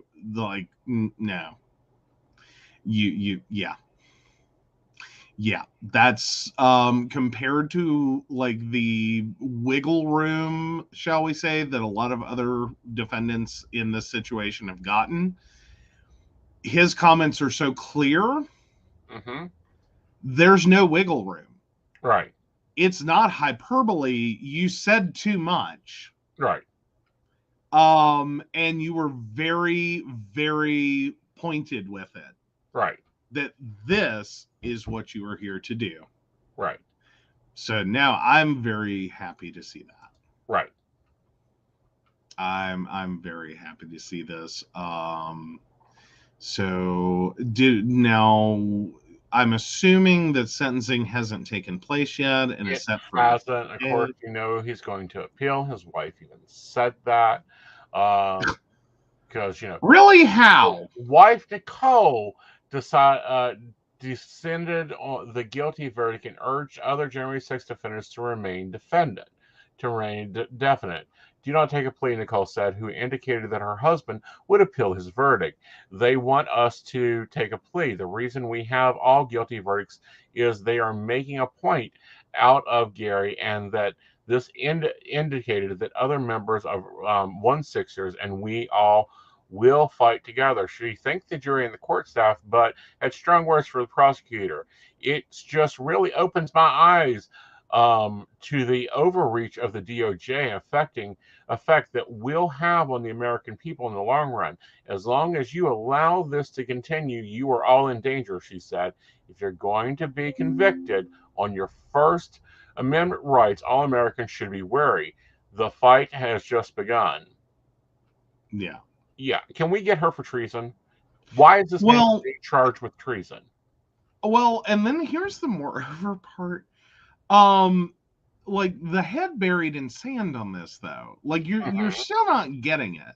Right. Like this, I hate seeing this First Amendment argument keep coming up. Yeah, he has right to free speech. Yeah. He has a right to go to the Capitol and protest, and, you know, he can scream whatever he wants to. Mm-hmm. And it's not really, but here's the problem. You can say whatever you want. The problem is when you're doing it while committing an illegal act, while narrating the illegal acts you intend to take, you have free speech. You don't have a lack of consequences for it. Right. Like, why is this so hard? Well, now listen to these charges. I think that there is 2 charges really missing from this. He was found guilty for making threats to obstruct justice, trespassing with a firearm, bringing a firearm to a restricted area. He refused to leave. There is no treason. There is no threat to a public official. Why are these charges not there? Why is the DOJ being so lenient on these charges? Well, and like that's the horrible irony, is she's talking about how horrible and how much they're just trying to make an example out of him that they're being. You know, if they were trying to make an example of him, the first, probably last and only charge would have been treason. We'll just stop right there. Right. You know, maybe go a couple more just in case treason didn't cut it. You know, high crimes and misdemeanor. You know, like there's a few things I think there's a few things there. In there. And what's bad is he'll get either a jail sentence that's really light, or he'll get probation. What he should be getting is tarred and feathered and hung up on the White House's fence yard. Well, again, I think that's probably a vulgar display, more so a nice extradition, or well, not extradition at that point, a nice exile to a foreign country, whoever's willing to take him. I know Russia needs humans right now. Yeah, really. But fundamentally, this is, you know, it's one of those situations. I don't know how to make this any clearer that, like, yes, you have free speech. You can say whatever you want to say. That's free speech. Like, you cannot be prevented from saying things. The problem is you seem to think that means you're free to say just anything you want without repercussions for what you say. No. There's a difference between repercussions for what you say because you made a threat and retaliation against what you say. For some reason, this is a really hard concept for people. Well, not only that, but it's a really hard concept to understand that he didn't just stand up on the street corner and act like these stupid 2-bit Christians.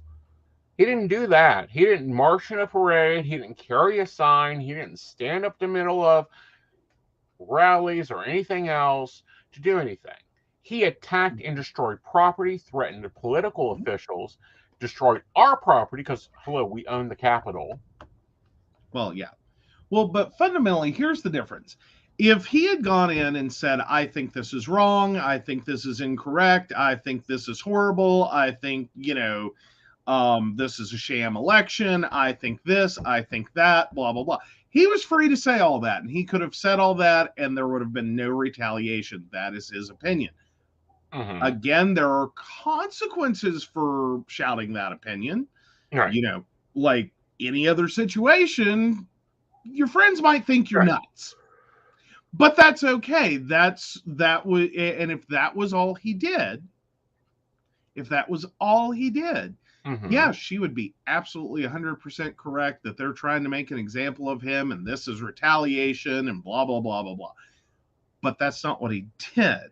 Right. You communicated threats. Yeah. You took physical actions. How do you not process? Officer, you attempted to intimidate a federal officer. All of those are illegal. Like, where is this GOP lesson on First Amendment rights? And why doesn't it cover the finer point of you are not in your free speech devoid of responsibility for what you said? Right. As in, I thought we were all clear on this. Free speech is free speech.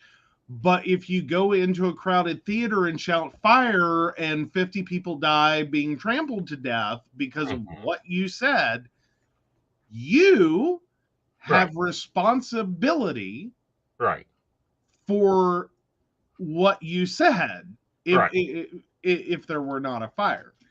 That fundamentally, there are situations in which you have to watch what you say. Or moreover, you shouldn't say certain things unless they are legitimately true. And are what they are. Like if you're going into a theater to shout fire because there's a fire, that is a protected thing. Right. Well, and if you're going into a theater to shout fire to create terroristic chaos, that's not protected. If there's no fire. Here's the other thing, and Brenda brings it up, but I'll bring it up even a different angle. If the majority of them were not cis white men and women, they wouldn't have walked out of that Capitol. If they were carrying a rainbow flag or any other flag that was not traitoristic, they wouldn't have walked out of that Capitol. Well, yeah, and that's another whole key point to this.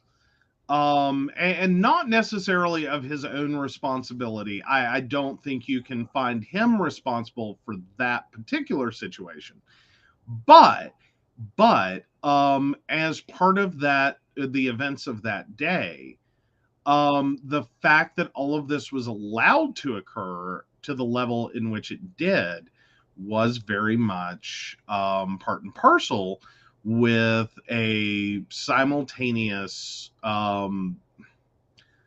one could say, collusion or conspiracy with various members of our government, elected officials, who ensured that there was no National Guard called, there was understaffed Capitol security, there was communication to Capitol security not to try to stop anyone.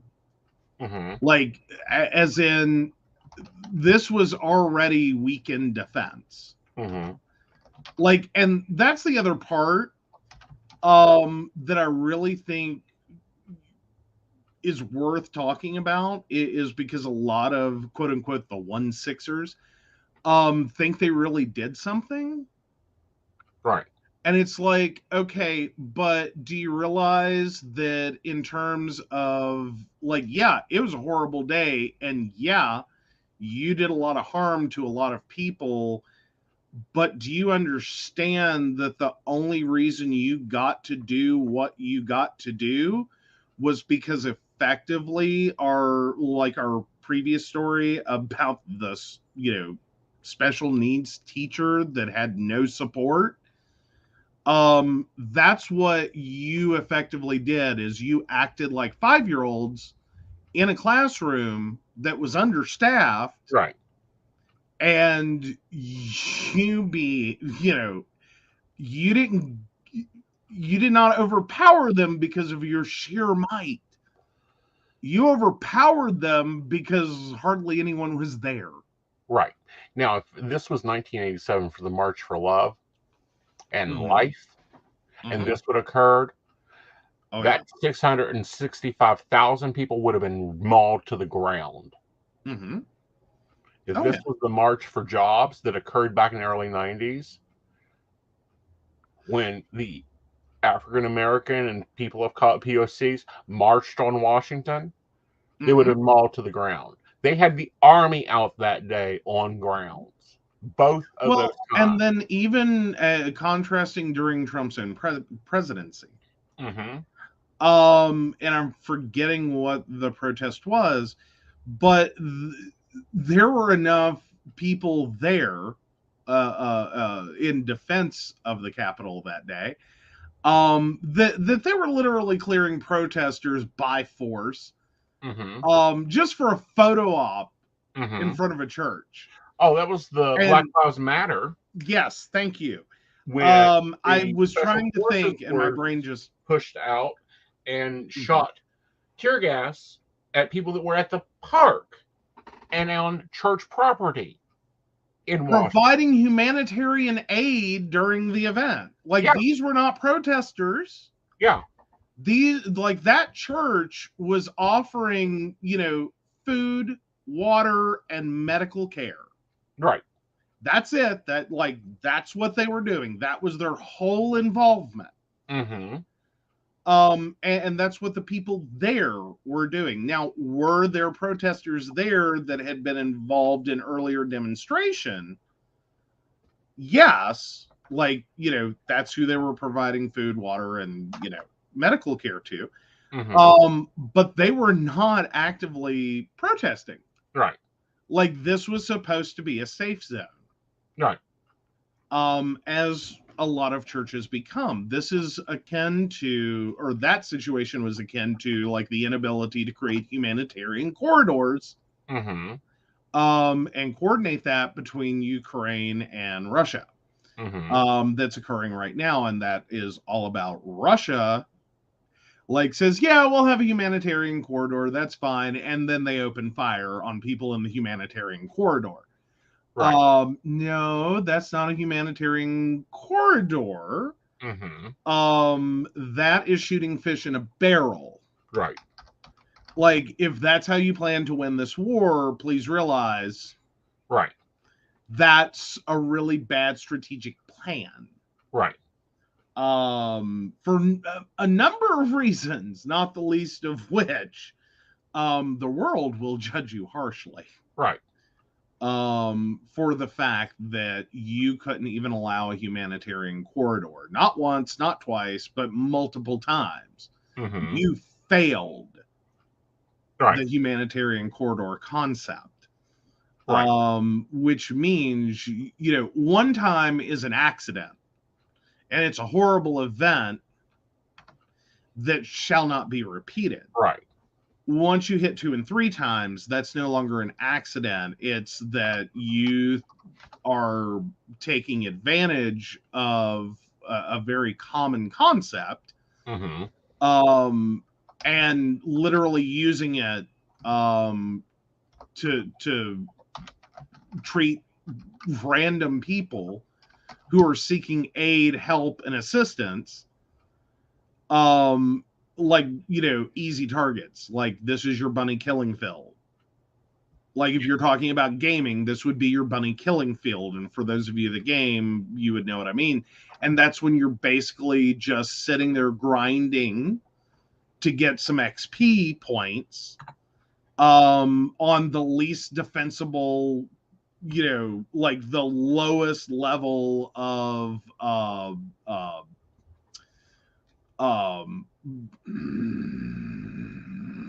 I can't think of the word, opponent. Right. In the game. Like you're Right. just sitting there like, get me my points, get me my points, get me my points. Right. Like it's slaughter. I'm going to try out one of these new features. Oh, you're trying out a new feature. What? Yes. Share screen. All right. So we are screen sharing so we can see how this went. Yeah. Okay. Maybe. There we go. Yeah. So yeah. Politico. Yeah. This is a bunch of white supremacists. For those that weren't clear. Yeah. Yeah. Where was this? Where was this January 6th? Where was Yeah. this equipment? Where was these lovely tear gas? Huh? We had it. Don't tell me after a year and a half it gets put into, a box and hidden away in some closet. Well, and more importantly, they were specifically instructed to not do that. Right. That, effectively the takeaway understanding was this is the president's day. This is the message the president wants to send. This is the actions the president wants. And he does not want these people impeded in any way, shape, form, or fashion. Right. To borrow a line from our dear sweet governor. I'm going to take a minute. You're going to talk about the Are You an Asshole? Because it's totally on you. Okay, well, hey, what? Are you calling me an asshole? Like, what the hell? All right, so let me get that up. I hadn't had a chance to hit all of his links yet. So, am I the asshole for saying at a recruiting event that I'm trotted out as the token girl engineer for every recruiting event? I work at a tech company. I'm one of two women in a technical role, and the other is very introverted and wouldn't be great at recruiting. So every time there's a recruiting event, I get voluntold for it. It was especially frustrating for me because my whole team is under crunch time, and a day I spend recruiting is a day I have to make up later. I was at a recruiting event at a local college, and a young woman who was thinking of applying asked how the diversity at my company was. It looked good from our panel and promotional materials. Side note, almost every person of color, woman, or queer presenting person on the promo materials has either quit or never worked there in the first place. I answered honestly in front of a small group, well, there are two women in technical roles, and as one of them, it sometimes feels like working two jobs. One is an engineer, and one is the token girl engineer who gets pulled away from work for every photo op or recruiting event. Honestly, if you like being a trailblazer and are prepared to take on the extra unspoken PR as the girl engineer, you might find a role here fulfilling. But if you prefer keeping your head down to focus on the technical side, it is easier to do that at a company where there is more gender and racial diversity.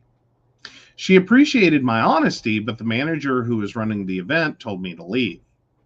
I have a meeting with HR and my manager tomorrow. I don't think my opinion will be any news to them, as I've already told them I'm not interested in being assigned to photo ops or recruiting disproportionately because of my gender. And I've been told that it's important for me to be there to help recruit a more diverse staff since the company is trying to improve. I feel like they're mad that I said the quiet part out loud at the recruiting event, but it was an honest answer to the question, and I keep on being brought to these things for my unique perspective and whatnot.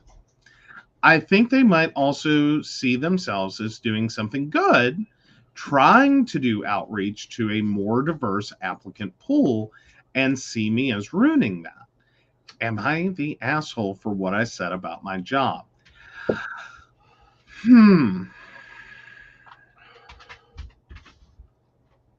I'm struggling here. Okay. OP has offered the following explanation for why they think they might be the asshole. I might be the asshole because my job asked me to recruit for them, and I spoke in a way that might be taken negatively of them as an employer. Okay, if we're going on that alone, then yes, totally the asshole. Just because this is one of those fit and finish moments for your employment. And in theory, everything is always wonderful at your job, at the company you work for, when you're in that situation. Like, I see that to some degree as you shouldn't go into a client meeting bad mouthing your company to the client. Like, that's not the time and place. I don't think recruiting events are that place either. Now, that said, I don't. I think the Redditor is the original poster is having problems too with this, and I can understand why. She's being. I don't think what she said was dishonest. I don't think it's untrue. Right. I don't think it. To some degree, I can't even really feel like it's inappropriate. Right. Because she's been to multiple events. She has been on the brochures and the photo ops and the and it's not changing. Right. Like, she's still the token employee of diversity. Right. And that obviously this company has a far-reaching inability and a tone deafness even. For the fact that they have a diversity problem. Right. And an environmental issue about their company that is limiting who they're able to hire and retain. Right. Now, there is a long-standing issue of STEM fields have a hard time attracting people to the course of study to begin with. Right. So there's it becomes like, this pile up chain reaction is if you can't get anyone interested in like the education side, and then you can't attract anyone to the field in college, and then you can't attract anyone to the business. You know what I'm saying? Like, it's a chain reaction. Like, they didn't start it. Right. Now, I don't think she's the asshole. Of course, I have been the token gay dude. I have been the token male psychic. I've been the token gay psychic for many companies. I was the token gay dude, the token male nurse for many companies. But I think I would have some heart. Like, I won't. I've never been the token gay at an employment opportunity. Like, I've never been trotted out to promote our diversity. Right. Like, I would have a really, like, and especially if they're being upfront about it, is like, hi, we need a girl engineer to show that we have girl engineers. If I were being trotted out, like, we need you to be there as the gay engineer because to show that we have gay engineers. You know what I mean? Like, I would have a moment with that and go, wait, what? Like, let's pause, like, take a break here and help me understand. Like, do you want to first listen to why I'm the only one you can call out? Do you want to address some issues within your company that are why I'm the only one you can call out? Or do you just want to use me? Like, that would be before I even agree to go. Right. And here's my problems with this in general. She's not getting paid for this event. She's not getting her travel paid for this event. She then has to make up her work while she's at this event. All those are issues for me. Yeah. Well, and I think it's one of those moments that it's honestly, it's diversity done wrong. Right. Like, here's my thing. It's what I call showy diversity. Yeah. Like, there's this thing, like, and we hear it a lot, of people complaining about other people as quote unquote diversity hires. That you didn't really have the skills and qualifications and blah, blah, blah. They just needed a girl. They just needed a black person. They just needed a whatever to fit a quota. And I'm putting air quotes up here. Usually when we hear that, like, it's like, the mental eye roll is strong of like, no, So do that I is think not she's what the it asshole? No. is. Fundamentally, overall, I think she was very honest to the candidate. I think I have to give her minor asshole for the fact that it is a company event in which you are representing the company. And but I don't know. I think the company forced her into this corner. Right. Is you're asking her to go out and represent something that isn't true. Right. And then you're expecting her not only to represent the company, but to then lie for the company. And that's another issue I have too, is lying for the company. Now, we've seen this in the gaming industry. We have seen this in the tech industry forever. We see the reverse of it in some other industries. Nursing, for one. Psychics, yeah. There is one male psychic to 25 women. It's just the way it is. Well, and a lot of industries have issues. Yeah, like teachers. Really do. We gendered a lot of roles. But and that's not even the problem. Like if the whole problem, really, truly, honestly, it were just that, this company is not hiring enough women. Right. That would be a problem. As in, they're like the candidate pool of women is low because the, number of students who are interested in the field is low. And like, if that were the only issue, that would be one thing. And that would be, its own issue, which of course they are facing. But specific to this company, it sounds like there's even more to the story. Like I think she said the most honest, least damaging thing she could have said about this company, because I'm stuck with, but okay, and what else?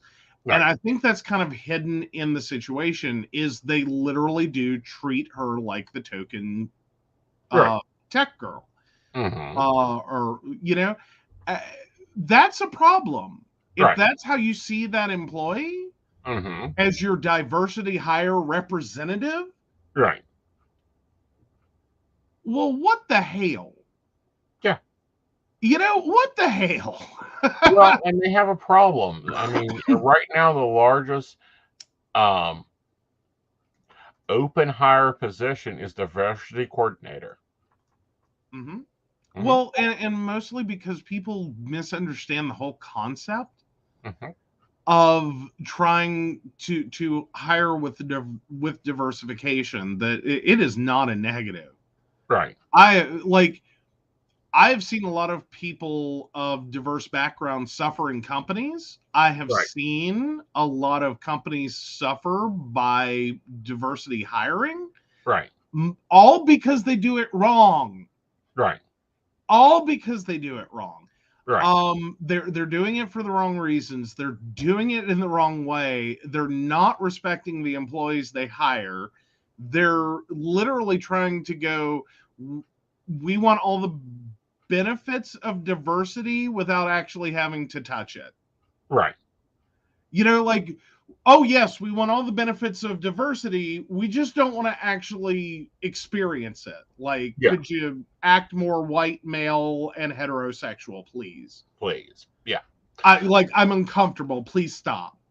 Is how a lot of companies end up handling that. Is, oh yes, we're very diverse. Right. Except, we're not. Right.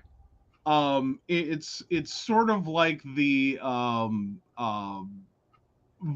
vulnerability conversation that Brene Brown has with companies. Is like they want, like, companies approach her because they want more creativity, they want more this, they want more that, and she's like, okay, and here's how you do it, and they go, oh God, no, you can't tell them that. Yeah, you can't talk about shame. You can't talk about, you know, and I threw Like, it. we need encouragement, not to deal with emotions and feelings. And, you know, like, Yeah. ew. Yeah. No, you can't tell them that. Right. All right. So let's go on to our good news for the night. And our good news story is, of course, about the country queen Dolly Parton and her opening up about her husband's privacy. Mm-hmm. I find it interesting what she says. Um, I've known how to keep my husband private. It is just natural to me to protect the things and the people I love and to protect my own privacy, she says. The Queen of Country has been in business since she was 10, and there are a lot of things that the public knows about her, but she's fiercely private about other aspects of her life. There are parts that belong to God and me. It's a sacred place, and that is mine and God's, and I know how to do that because I think God has directed that, she said. I pray that God also that God will give me enough to share and enough to spare when it comes to my money, but also to myself. Let me share everything I can, but let me keep me me. So, Yeah. since this was your original model, how's it like being on the other side of that privacy gate? I'm sorry, what now? You were going to be, I was going to be the Dolly Parton, and you were going to be the Dolly husband. Yeah, well, that didn't work Me. out, did it? Um, I yeah, no, I I don't know. I kind of miss being on behind the curtain, honestly. Okay. I'm just yeah, I don't know. I think fundamentally I'm okay with it. I'm not trying to sit here and be like, no, I hate this. Why do you make me do this every, twice a week? I'm not there. I think it was in the beginning. At the very, very beginning, I was like, this may break us up. Like, to be truthfully honest, I think for the first probably like 6 months, I was probably there. Like, this may break us up. Like, I don't like I'm not saying I didn't want to be on air at all. I didn't, and I never want to make it sound like I don't enjoy any of this at all, ever. Right. That's not it. That's not the deal. That's not what I'm saying. I know, especially in the beginning, there was a moment of like, I did not sign up for this. This was not what I intended when I said, well, I could come on for, like a couple of shows.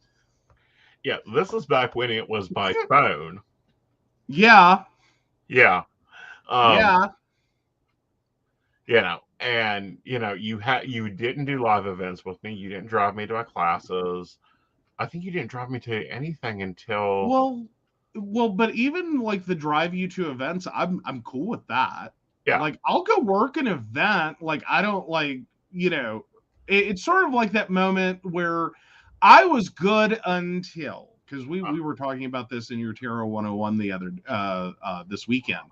And it was like that first person who was like, so you're going to be the one doing my tarot reading. And I'm like, oh, that's funny. No, I'm just the front person. She's like, no, you misunderstood. You are doing my tarot reading. And I'm like, no. Like, that's not what I do. Like, one, I couldn't even, because this has been a few years back, of course, but I'm just sitting there like, I don't, like, I can shuffle cards and I can lay them out, like, I can't even begin to tell you anything more than what's literally on the card. Like, and like, I don't know how many suits there are. I know nothing. Okay. Yeah, you hadn't like, taken my Tarot 101 class. Right. But like, I'm having a whole moment there of like, I can't even begin to give you a reading because I'm illiterate at this. Okay. There's no way Uh-huh. I could do your tarot reading. Like, what part of this do you not understand? Uh-huh. Like, this isn't just I'm unwilling to do it. This is I am incapable of doing it. And furthermore, no. Uh-huh. Well, since this is Dolly being interviewed, we'll ask my version of Carl Dean. Uh-huh. What are 5 benefits to being Mr. Knight? Oh God, there's benefits? No one gave me the benefits package. Yeah, I will run you over. There's You were 2 benefits? rooms away from me. Well, I mean, Brenda and cheesecake. There's that one. That was a lovely benefit. Like that's A1 in my book. Like I don't even know what to put after that one. Because there was cheesecake. I mean, who gets mad? But no. So yeah, there is a lot of travel, and I do like going other places. So I was down for that from the beginning. Like I will gladly live out of a suitcase. I don't have a problem with that. Like I was kind of pre-built for that. Side note, like I don't think in my childhood, other than my hometown occasionally, did I ever spend my summer in the same place twice. Right. Because dad was working on the road. Once I was out of school, we loaded up into suitcases. Mom and I did, and joined him wherever he was at. And so, like, I was used to that part. Like, I can live out of a suitcase. So I'm very much down with that. Meeting a lot of different people. That's been really interesting. And I think probably did more for like getting really, really comfortable with the community itself. Than I may have been in the beginning. Like I wasn't uncomfortable. Like I used like college was a fun period. Like I realized some things now that I didn't really catch on to then. Like I've always been cool with like the emo goth crowd. I have always been friends with like Wiccans and pagans and thought they were pretty awesome. But I never really like paid attention. Like now I can look back and go, oh yeah. Like I've never had like heteronormative gender binary like totally like vanilla friends ever.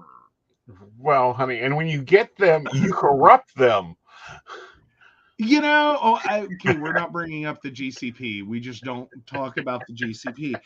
That was an unfortunate idea that I put a stop to. Okay, like we realized our mistake. Never try to corrupt the daughter of 2 Methodist ministers. That's a bad idea. It ends horribly. Anywho, moving away from that quickly. It did. It ended bad. Yeah, 2 more. So 2 more.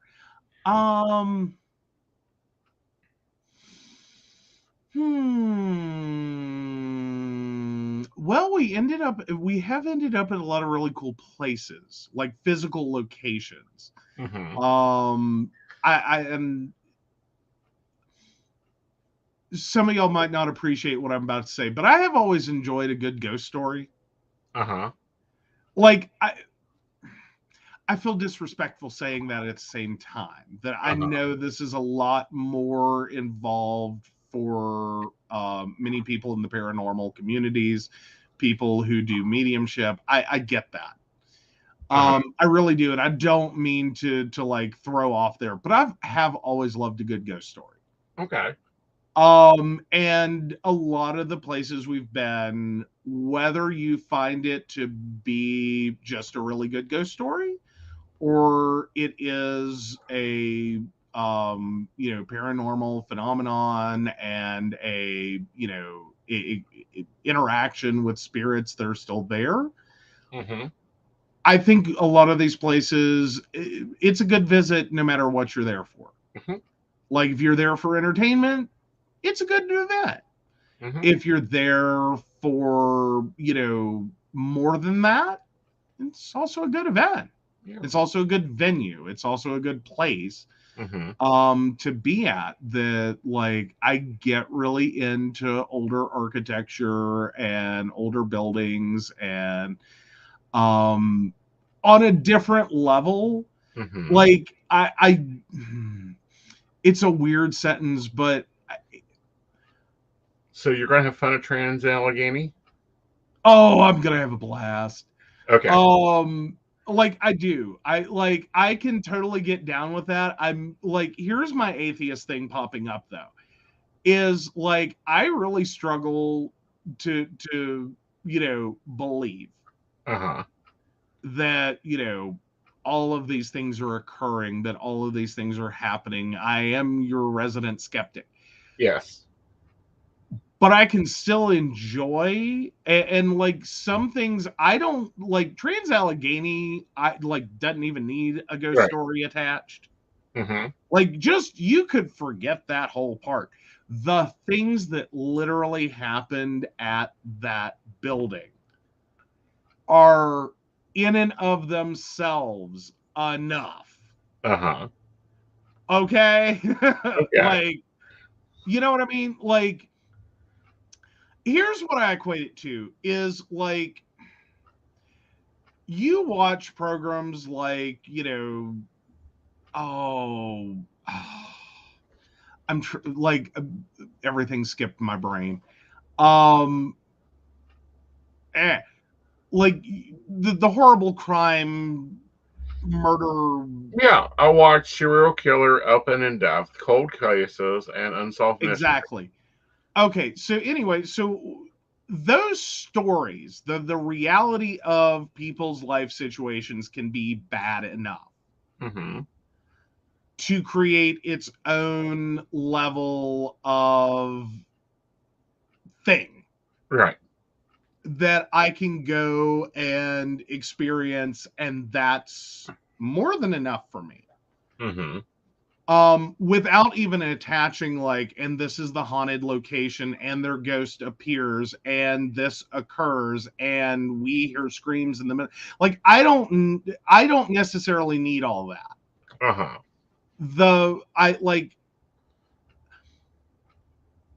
And then I have to go with, like, adding on this little thing of, like, independent of how one would normally use the words in, like, more so your community or the paranormal community, like any of the communities that would typically use the words, I do feel like buildings have a certain feeling, energy, Mm-hmm. personality. Mm-hmm. Not like like, some buildings are just creepy. Mm-hmm. Some buildings are just scary. Some buildings are just built wrong. Mm-hmm. You know what I mean? Like, they like, something went weird in this architecture. Mm-hmm. I can have that experience as well. Mm-hmm. Like, Trans Allegheny is like this beautiful, horrible thing to me. Okay. Just architecturally. Right. So now I have it on film that you're going to go do the overnight with me there. Cool. Oh yeah, I'll go do that. I have All no right. problem with So that. we've done the 5 benefits. What are 5? Did I hit all 5? You hit all 5. Okay, cool. What about the 5 drawbacks to being Mr. Knight? Oh, well, there's you.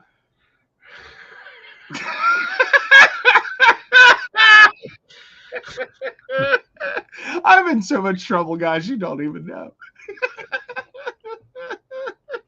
He made a comment. Okay, let me tell the story of why I'm being such an ass tonight.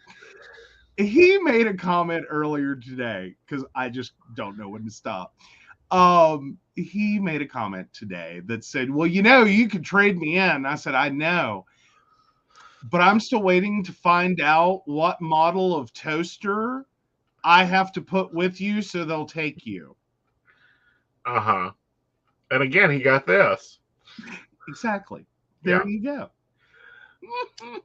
Okay, so that's 1. I working an event versus being at an event is a drastically different thing. Mm-hmm.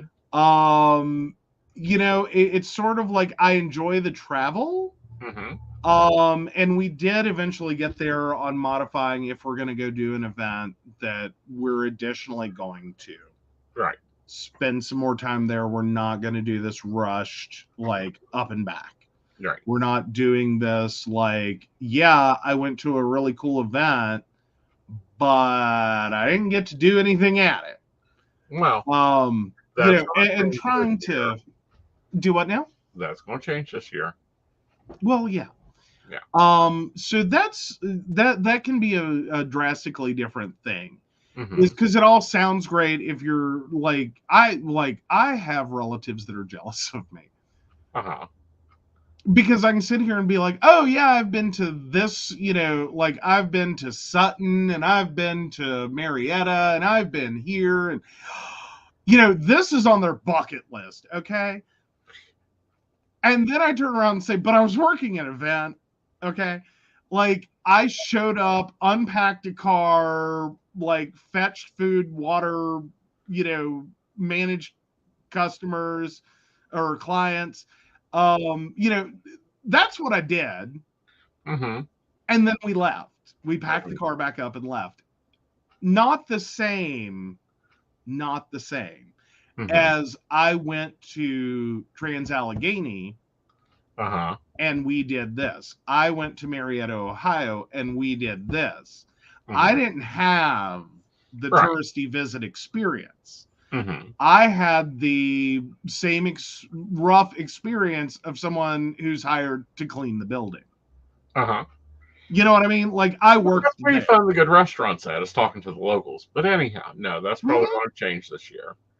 All right, so that's 2. Yeah. Well, sorry, I wasn't counting 1. I was just being a smart ass. But it was funny. Uh-huh. So, but now, drawbacks.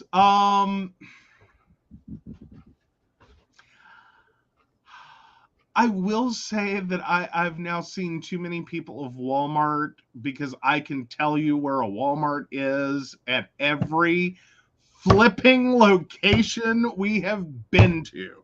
I can also tell you at least 3 on the way. Uh-huh. Like I can navigate if you mapped out all the places that we have been for him professionally, I can literally hop you from one Walmart to the next to get there. Mm-hmm. Like that. And Waffle House. Don't forget Waffle House. Waffle House, Omelet Shop, Omelet Spot, IHOP. What about Will offices? I get more business done at an IHOP than I'll ever will anywhere else. Ooh, Just in Time is apparently awesome near Trans-Allegheny. Awesome. Excellent. But no, we're going to travel a little more. We're going to vlog a little more. I don't know about events. I don't know if I'm up to doing events anymore. I don't know. It's kind of like a young man's game at this point for some things. Well, and I think some of what's happening is you may be changing how you do events, that they may not be quite the same. Right. But now as far as other drawbacks, so yeah, it like it's a little weird knowing all the like random support places like Walmart and places to eat and finding gas stations and having a favorite gas station near a thing. Mm-hmm. That like it's just one of those things. It's just it's like random things that sit in my head, and it's like why. I'll also say it's really annoying when we do find like that weird little place near the thing, sort of like Brenda's talking about, like, just in time. I'm sure we'll, like, if we can, we'll go and it'll be amazing. Mm-hmm. Here's a drawback for me. I have moments where I end up finding this one thing at this one place that cannot be duplicated. And at 2:00 in the morning on a random fucking Thursday, 6 months later, that is the only thing in the world I want. I don't want anything else. I don't want something like it. I don't want, I want that item that we had at that place that's like 300 miles from us. That one time.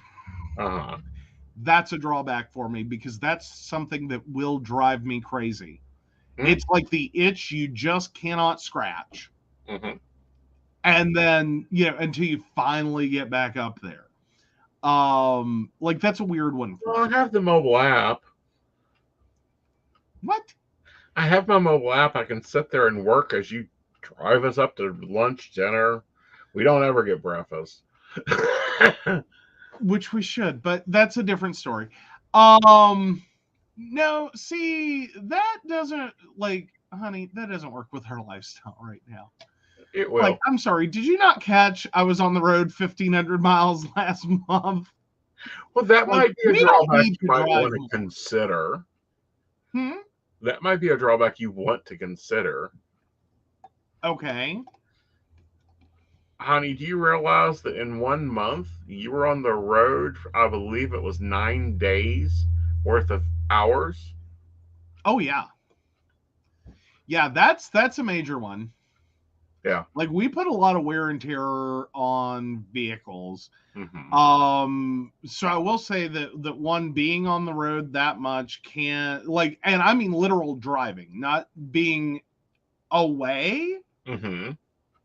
But the literal driving from place to place, not to mention, can I tell y'all where, I talk about the fact that we've finally had the conversation and changed some things. Can I tell you that one of my first experiences was a hell weekend in which this motherfucker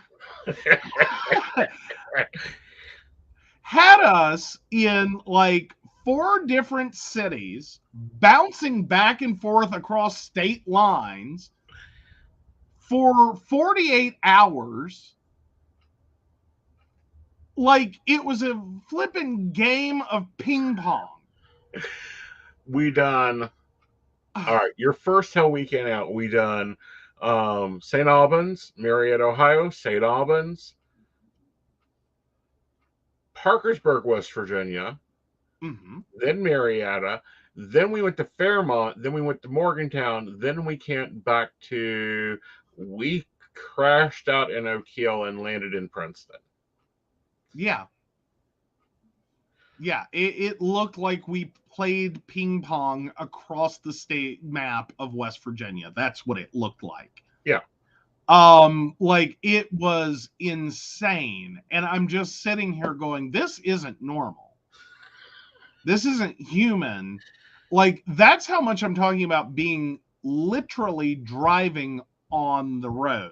Yeah. Not on the road. We're here for a couple of days at this one place, and maybe we, take little 30-mile jaunts to other places. I'm talking about we are on a timetable. We are leaving an event at X p.m. We have to be at the next event in the amount of time it takes to drive there. Right. And it's pouring rain. Because that was at the very beginning of this whole hell weekend. It wasn't the beginning of the hell weekends. It was the first hell weekend you had been with me. No. I mean, that's what I was saying was this was how that hell weekend started for me. There was lightning, thunder, and torrential rain. I am not joking. I am not exaggerating. There was thunder, lightning, and torrential rain. And we had exactly enough time, if you plug it into Google Maps, to leave event 1 to get to event 2. That's what we had. Yeah. And it is horrendous thunder, lightning, and torrential rain. I can't see where I'm going and trying to keep at least 65 miles per hour. Yeah, that's a drawback.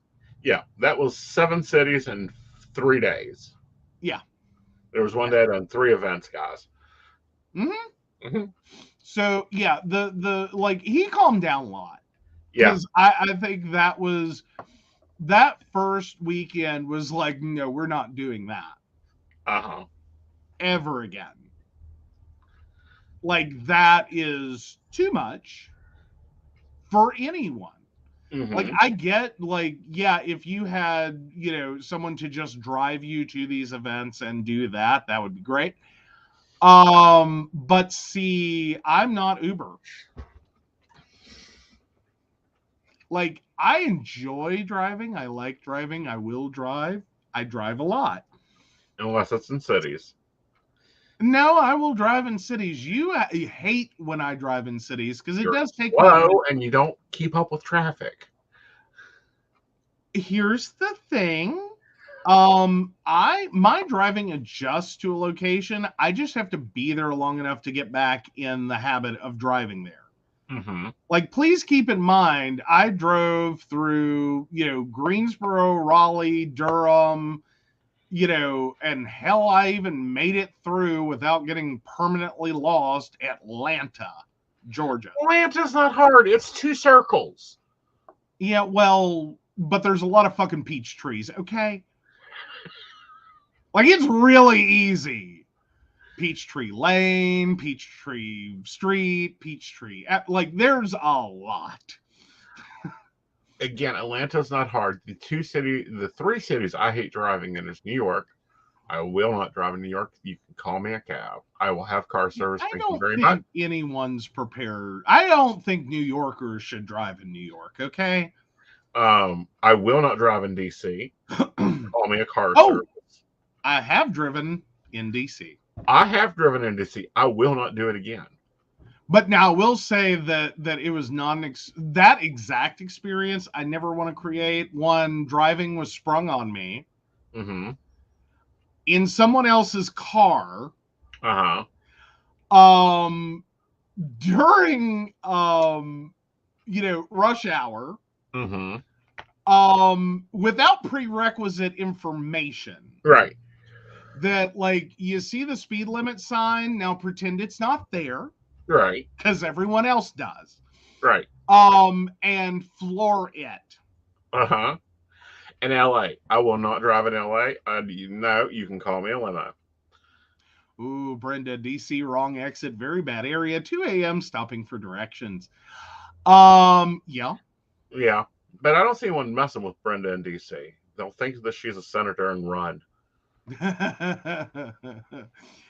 Oh no, but even DC, like, once I finally got the prerequisite information I should have gotten before I got behind the wheel. Yeah, I was fine with DC even. Yeah, like, and God knows, like, trying to make sense of the Raleigh Belt line while you're on it. That's a moment. It's a beltway. It goes in a circle. If you miss the exit, keep going around. You'll forget it eventually. Yeah, there's that. But then there's also, does anyone know or understand the inner loop versus the outer loop versus they tried to make it east and west, but that doesn't work either because it's a circle. It goes east and west. No matter which direction you're on. But no, that was like, yeah, the Raleigh Beltway needs better. See, I didn't mind driving in Seattle. Seattle was nice. When I went out with Mary, it was a gorgeous little town. I'd love to live in that small little place. There you go. I would say though the worst driving that I have ever done, and this may shock some people, there are segments of I-40, but before, like, if you're headed east, before you get to, like, Greensboro. Yeah.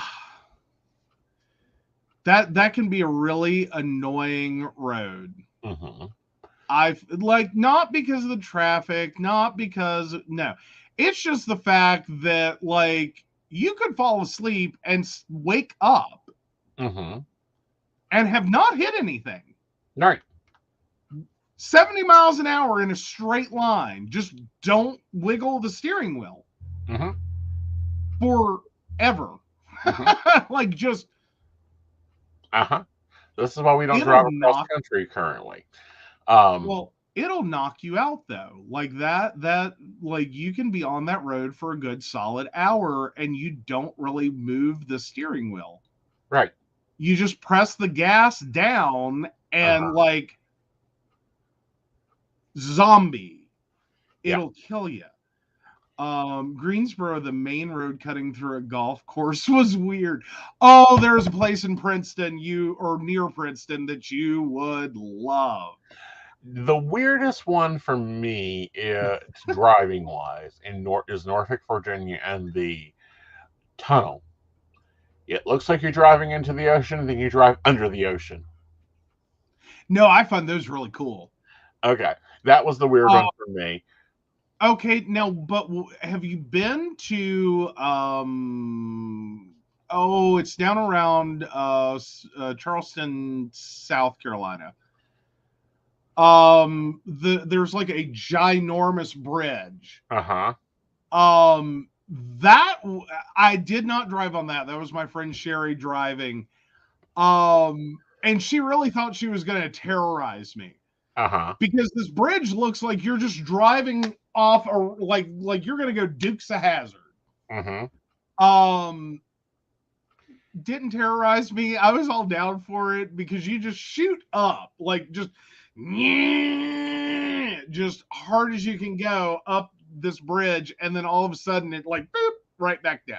Mm-hmm. She was trying to get revenge on me because I took her to Pilot Mountain. Went all the way up. Yeah.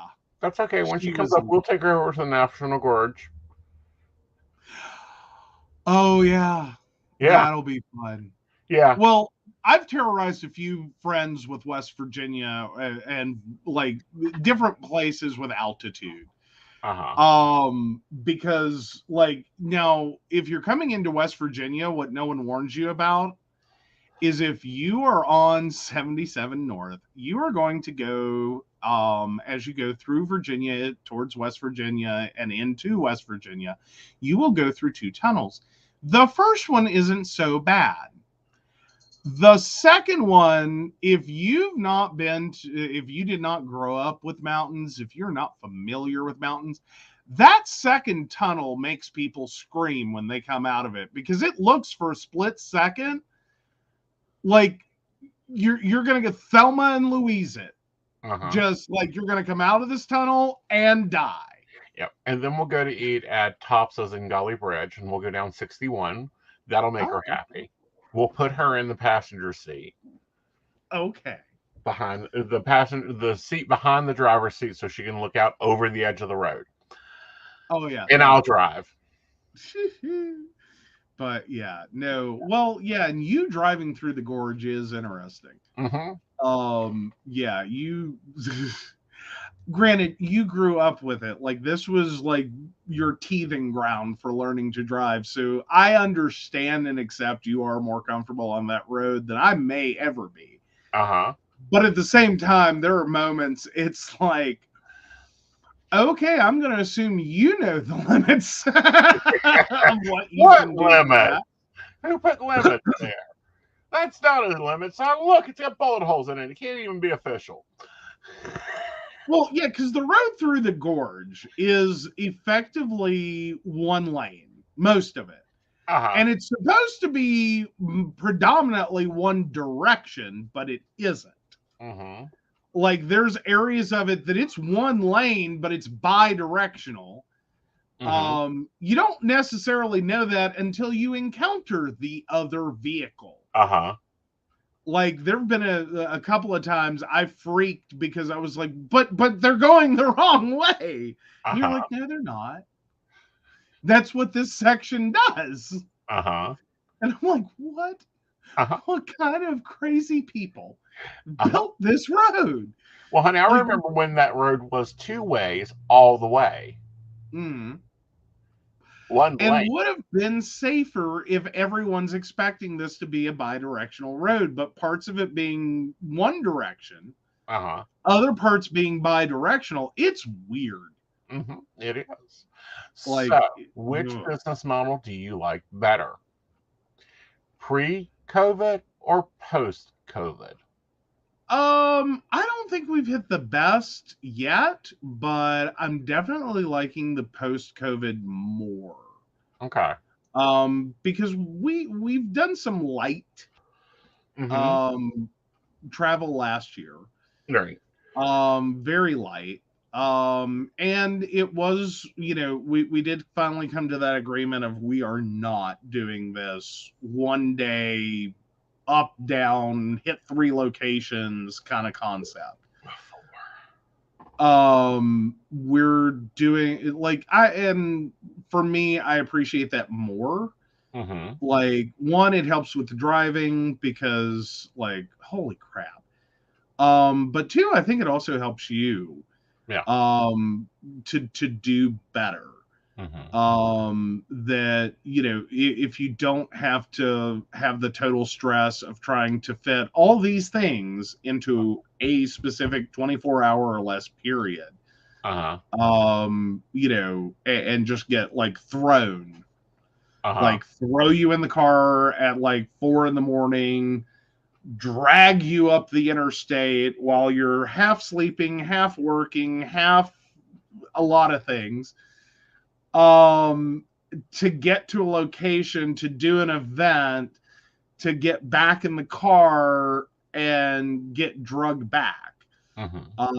Especially when it's like a gauntlet event, and then you're still somewhere in your brain thinking, and then I'm going to work. I'm going to sign into the network and I'm totally going to do like an 8-hour shift after all of that. Right. And it's like, see, no. That's not what happens. And then you beat yourself up. And yeah, no. I like the now more. I don't think we've hit the perfect version. I like this version. I like being able to talk to clients. I love seeing my clients on Zoom. You can book an appointment with me on Zoom. You can call me on the phone. You can go to my website, book the appointment. It's all handled. I don't have to know your credit card number because I don't see your credit card number. The system processes it. Exactly. Yeah. And I love being able to take off and go do what we want to do with a schedule of events. Oh, yeah. Yeah. Which, guys, there will probably be all right, I've had it planner video coming up. My planner system down. I'm currently in a Moxie life, and I'm going to probably go to a Moxie-ish life by the end of the next week, and you may give me another planner video out. Yes. And before anyone else notices it, when you actually see how Moxie life is spelled, and I have been chastised horribly for this, it looks like makes a life. Just going to say, there's umlauts and crap like sprinkled throughout to make it happen, to make it sound like Moxie life. But yeah, they got fancy is what they did. They got fancy. All right. Alrighty, so we should thank some Patreons. Yes, but in other news, okay, this Saturday, the internet is going to get broken. What? Aeson's going over to Drunken Divination. Yes, I will be the guest on Drunken Divination. This will be fun. For those that want to see Aeson attempt to get tipsy, you can do so because Aeson will have a Cash App for tips. Tips only. And I will be answering questions and doing readings and drinking. We're not sure what I'm drinking yet because we have to go see what's available. I'm currently looking at either Black Velvet, which is one of my favorites since my vodka isn't currently available because it's being controlled by a Nazi, or Secret 7. No margaritas? Like, tequila's been doing you good. Well, tequila's been doing me good, but that's not a work drink. What? That's not a work drink. That's a have a date night drink.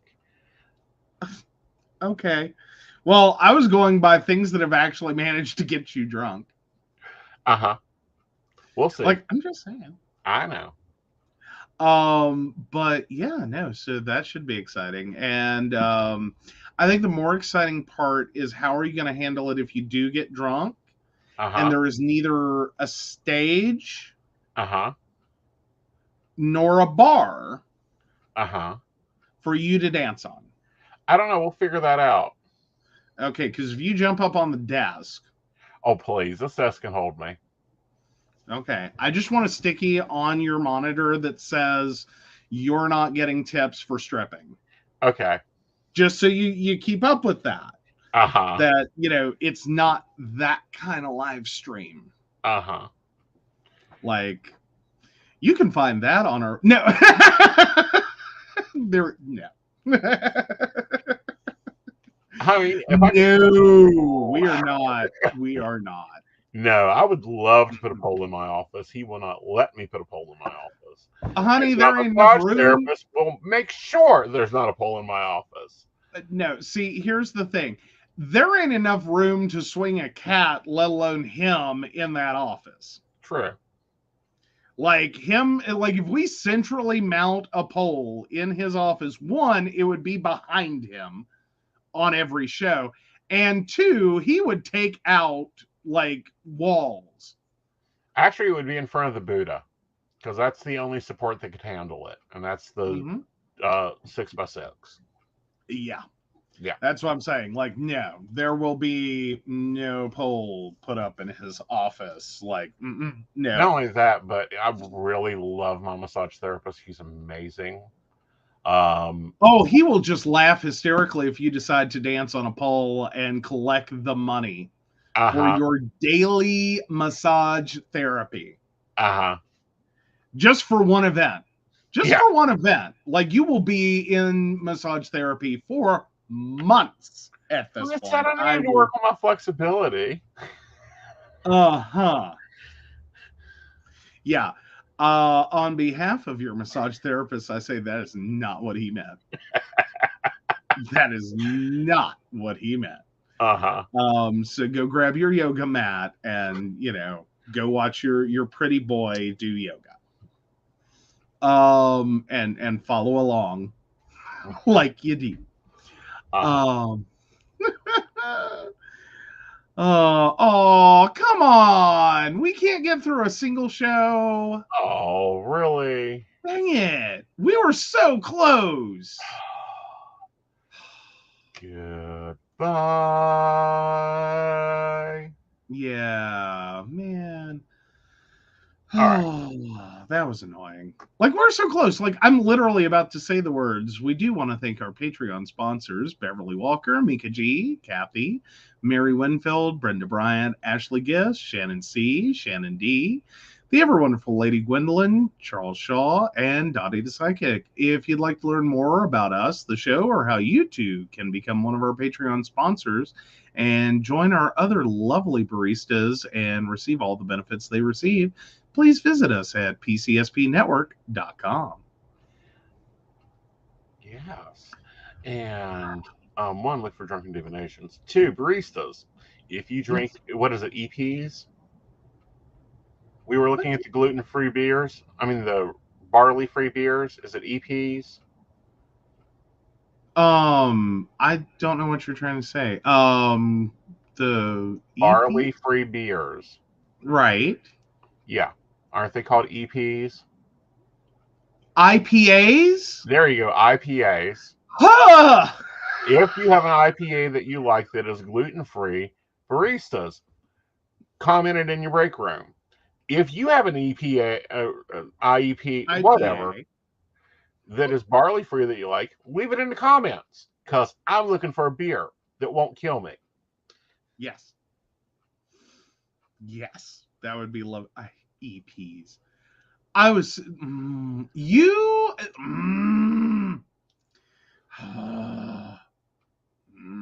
let's add one more to that drawback list. Can I tell y'all what he did to me? Because I didn't post it on Facebook. I was gonna, and I shoulda, apparently. We were this morning. What did? Yeah, this morning. You were saying something and you kept calling it a TBA, and I was just looking at you like a to be announced. And then finally I got what he meant, and it was TBE, to be expected. I was like, you really got to learn that one is TBE, not TBA, because otherwise I'm totally lost. Like, how to what?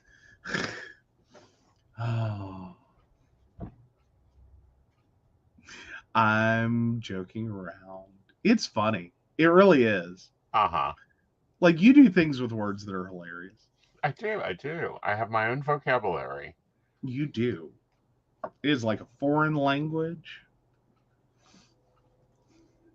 It is not a foreign language. Although I have found that apparently YouTube thinks that I can read Russian.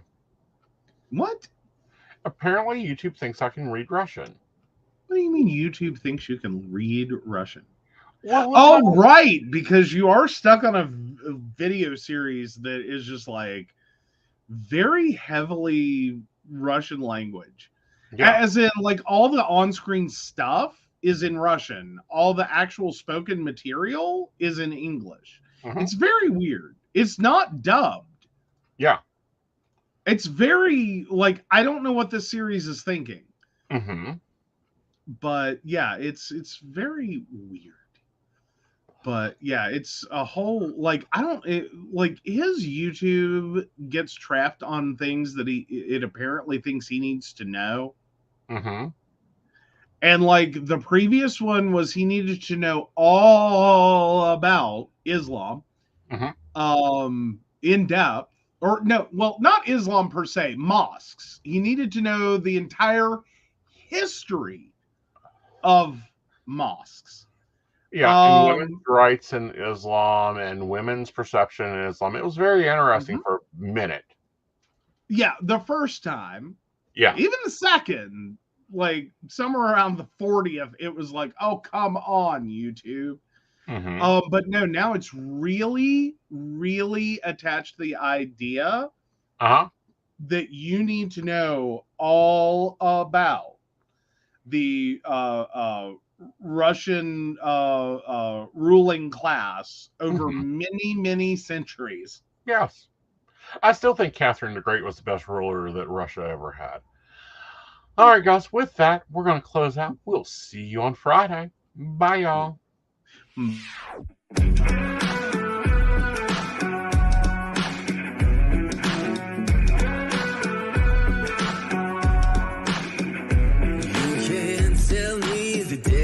Stacked. You can whisper behind my back. You can show me how the odds are up against me all day long. But I've been through the fire and come out alive, and there's no more fear in my eyes. Oh, now I'm rising, and you can't bring me down. You can't stop me now.